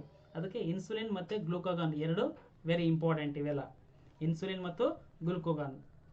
ಸೊ ಅದಕ್ಕಾಗಿ ಇಲ್ಲಿ ನೆಕ್ಸ್ಟ್ ನಿಮಗೆ ಅದನ್ನು ಹೊಂದಾಣಿಕೆ ಆಗಿರ್ತದೆ, ಅದನ್ನು ನೋಡ್ಕೊಡಿ. ಈ ನೆಕ್ಸ್ಟ್ ಏನಪ್ಪ ಅಂತಂದರೆ, ಈಗ ಒಂದು ಪ್ರೋಟೀನ್ಗೆ ಸಂಬಂಧಪಟ್ಟಂಥದ್ದೆಲ್ಲ ಮುಗೀತು. ಈಗ ಪ್ರೋಟೀನ್ ಯಾವುದು, ಅದರಲ್ಲಿ ಎಷ್ಟು ಪ್ರಕಾರಗಳಿದ್ದಾವೆ, ಅದರಲ್ಲಿ ಯಾವ್ಯಾವ ಪ್ರೋಟೀನ್ ಯಾವುದ್ರಲ್ಲಿ ಯಾವ್ಯಾವ ಪ್ರೋಟೀನ್ ಇದೆ ಅದೆಲ್ಲ ಗೊತ್ತಾಯಿತು. ಈಗ ನೆಕ್ಸ್ಟ್ ಏನಪ್ಪ ಅಂದರೆ ನಾವು ಈ ಒಂದು ಆಹಾರದ ಘಟಕಗಳದ್ದು ಭಾಗ ಏನಪ್ಪ ಅಂದರೆ ಕೊಬ್ಬುಗಳಿಗೆ ಹೋಗೋಣ. ಕೊಬ್ಬುಗಳಲ್ಲಿ ಏನಂತಂದರೆ ಇದನ್ನು ನಾವೇನಂತ ಕರಿತೀವಿ, ಮೇಧಸ್ಸು ಅಂತೇಳಿ ಕರಿತೀವಿ, ಕೊಬ್ಬುಗಳು ಅಂತ ಕರಿತೀವಿ. ಅದನ್ನು ಇಂಗ್ಲೀಷಲ್ಲಿ ಲಿಪಿಡ್ ಅಂತ ಕರಿತೀವಿ. ಅರ್ಥ ಆಯ್ತಾ? ನೋಡಿ, ಮೇಧಸ್ಸು ಅಂತ ಹೇಳಿದ್ರೆ ಭಾಳ ಜನ ಕನ್ಫ್ಯೂಸ್ ಮಾಡ್ಕೊಳ್ಬಾರ್ದು. ಮೇಧಸ್ಸು ಅಂದ್ರೂ ಅಷ್ಟೇ, ಕೊಬ್ಬುಗಳು ಅಂದ್ರೂ ಅಷ್ಟೇ, ಲಿಪಿಡ್ಗಳು ಇಂಗ್ಲೀಷಲ್ಲಿ. ನೋಡಿ, ಇದರಲ್ಲಿ ಪರ್ಯಾಪ್ತ ಕೊಬ್ಬು ಮತ್ತು ಅಪರ್ಯಾಪ್ತ ಕೊಬ್ಬು ಅಂತ ತಗೊಂಡು ಎರಡು ಪ್ರಕಾರ ಇದೆ. ಈ ಪರ್ಯಾಪ್ತ ಕೊಬ್ಬು ಅಂತಂದ್ರೆ ಏನಪ್ಪ ಅಂತಂದರೆ, ಇವು ಘನಸ್ಥಿತಿಯಲ್ಲಿದ್ದು ಉನ್ನತ ಕರಗುವ ಬಿಂದುವನ್ನು ಹೊಂದಿರ್ತವೆ. ಅಂದರೆ ಈಗ ನಾವು ಎಕ್ಸಾಂಪಲ್ ನೋಡಿದ್ರೆ ನಮಗೆ ಈಸಿಯಾಗಿ ಅರ್ಥ ಆಗ್ತದೆ, ಇಲ್ಲ ನಾವು ಬರೀ ಡೆಫಿನೇಷನ್ ನೋಡಿದ್ರೆ ಅರ್ಥ ಆಗಲ್ಲ.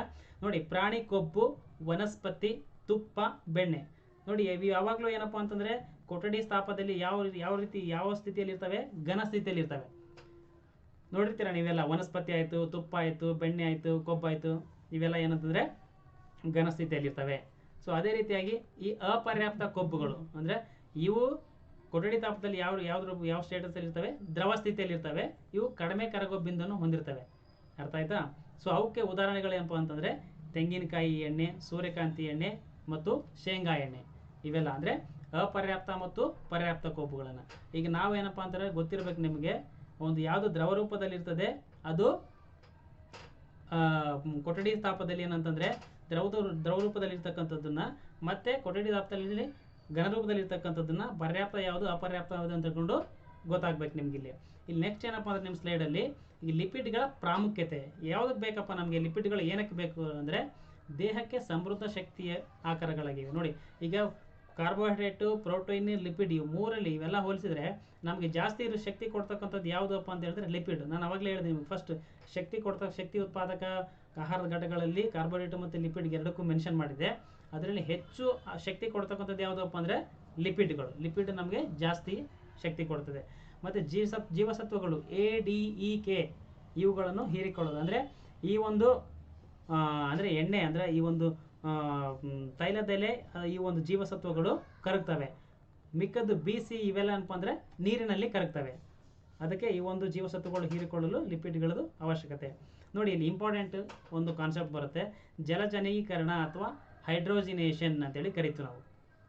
ಈ ಹೈಡ್ರೋಜಿನೇಷನ್ ಏನಂತಂದರೆ ದ್ರವ ರೂಪದ ಕೊಬ್ಬನ್ನು, ಅಂದರೆ ಈಗ ನಾವು ತಲೆಗೆ ಹಚ್ಚತಕ್ಕಂಥ ಎಣ್ಣೆ ಆಗಿರ್ಬೋದು ಅಥವಾ ಅಡುಗೆ ಬಳಸ್ತಕ್ಕಂಥ ಎಣ್ಣೆ ಆಗಿರ್ಬೋದು, ಆ ಎಣ್ಣೆನ ದ್ರವ ರೂಪದ ಕೊಬ್ಬನ್ನು ಹೆಚ್ಚಿನ ಉಷ್ಣತೆ ಮತ್ತು ಒತ್ತಡದಲ್ಲಿ ನಿಕ್ಕಲ್ನ ಕ್ರಿಯಾವರ್ಧಕ ಸಮ್ಮುಖದಲ್ಲಿ ಘನರೂಪಕ್ಕೆ ಪರಿವರ್ತನೆ ಮಾಡೋದು. ಅಂದರೆ ದ್ರವದಿಂದ ಘನಕ್ಕೆ ಪರಿವರ್ತನೆ ಮಾಡಬೇಕು ಅಷ್ಟೇ, ಇನ್ನೇನಿಲ್ಲ, ಭಾಳ ಸಿಂಪಲ್ ಇದು.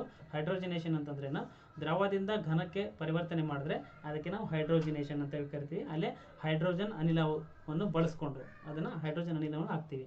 ನೋಡಿ, ಈ ಒಂದು ಲಿಪಿಡ್ನ ಕೊರತೆಯಾದರೆ ನಮ್ಮಲ್ಲಿ ಇವೆರಡು ರೋಗಗಳು ಕಂಡು ಬರ್ತವೆ. ನೋಡಿ, ಹೆಚ್ಚಾದರೆ ಮತ್ತು ಕಡಿಮೆ ಆದರೆ. ನೋಡಿ, ನೆನಪಿರಲಿ, ಲಿಪಿಡ್ ಏನಾದರೂ ಹೆಚ್ಚಾಯಿತು ಅಂತಂದರೆ ಅದಕ್ಕೆ ನಾವು ಅಥೆರೋಸ್ಕ್ಲಿರೋಸಿಸ್ ಅಂತೇಳಿ ಕರಿತೀವಿ, ಈ ಒಂದು ಕಾಯಿಲೆ ಬರ್ತದೆ. ಅದೇ ರೀತಿ ಲಿಪಿಡ್ ಏನಾದರೂ ಕಡಿಮೆ ಆಯಿತು ಅಂತಂದರೆ ಟ್ರೈನೋಡರ್ಮಾ ಅಂತಕ್ಕಂಥ ಒಂದು ಕಾಯಿಲೆ ಬರ್ತದೆ. ಇವೆಲ್ಲ ಗೊತ್ತಿರಲಿ, ಇವೆರಡು. ಅಥೆರೋಸ್ಕ್ಲಿರೋಸಿಸ್ ಕೇಳಿದ್ದಾರೆ ಎಕ್ಸಾಮ್ಗೆ, ಟ್ರೈನೋಡರ್ಮಾ ಅಂತಕ್ಕಂಥ ಕಾಯಿಲೆ. ಇನ್ನು ಮುಂದೇನಪ್ಪ ಅಂತಂದರೆ ಈ ಒಂದು ಲಿಪಿಡ್ಗೆ ಸಂಬಂಧಪಟ್ಟಂಥ ಕೆಲವೊಂದು ಕ್ವಶನ್ಸ್ಗಳು ಬರ್ತವೆ. ಆ ಒಂದು ಕ್ವಶನ್ಸನ್ನು ನೀವು ಸಾಲ್ವ್ ಮಾಡಿದ್ರೆ ಈ ಲಿಪಿಡ್ದು ಕಾನ್ಸೆಪ್ಟು ಕ್ಲಿಯರ್ ಆಗ್ತದೆ. ಆ ಒಂದು ಕ್ವಶನ್ಸ್ನಲ್ಲಿ ನಿಮ್ಮ ಸ್ಲೈಡಲ್ಲಿ ಬಂದಿರತಕ್ಕಂಥ ಫಸ್ಟ್ ಕ್ವಶನ್ಸ್ ಯಾವುದಪ್ಪ ಅಂತಂದರೆ, ಜೀವ ವ್ಯವಸ್ಥೆಯಲ್ಲಿನ ಜೀವಿಗಳಲ್ಲಿರುವ ಕೊಬ್ಬು ಮತ್ತು ಅವುಗಳ ಉತ್ಪನ್ನಗಳನ್ನು ನಾವು ಒಟ್ಟಾಗಿ ಏನಂತ ಕರಿತೀವಿ. ನೋಡಿ, ನಾನು ಆವಾಗಲೇ ಹೇಳಿದೆ ನಿಮಗೆ, ಅಂದರೆ ಇವುಗಳಿಗೆ ಒಂದು ಡೈರೆಕ್ಟ್ ಕ್ವಶನ್ ಕೇಳಿದ್ದೇನೆ. ಕೊಬ್ಬು ಮತ್ತು ಅವುಗಳ ಉತ್ಪನ್ನಕ್ಕೆ ಏನಂತ ಕರಿತೀವಿ? ಶರ್ಕರ ಪಿಷ್ಟಗಳಂತ ಕರಿತೀವಾ? ಇಲ್ಲ. ಯಾಕೆ ಅಂತಂದರೆ ಅದಕ್ಕೆ ನಾವು ಸಕ್ಕರೆಗಳು, ಸಸಾರಜನಕಗಳು ಅಂತ ಕರಿತೀವಾ? ಇಲ್ಲ. ಯಾಕೆ? ಇವೆಲ್ಲ ಪ್ರೋಟೀನ್ಗಳು. ವಿಟಾಮಿನ್ಗಳು ನಾವಿನ್ನೂ ಸ್ಟಡಿ ಮಾಡಿಲ್ಲ, ಅದ್ರ ಬಗ್ಗೆ ನೋಡಿಲ್ಲ. ಈಗ ಲಿಪಿಡ್ಗಳು ಅಂದರೆ ನೋಡಿ, ಕೊಬ್ಬು ಮತ್ತು ಅವುಗಳ ಸಂಬಂಧಪಟ್ಟಂತೆ ಇವೆಲ್ಲ ಸಂಬಂಧಪಟ್ಟಂತೆ ಅಂಶಗಳು ಬಂದರೆ ಇದು ಲಿಪಿಡ್ಗಳಂತೇಳಿ ಕರಿತೀವಿ ಇದಕ್ಕೆ.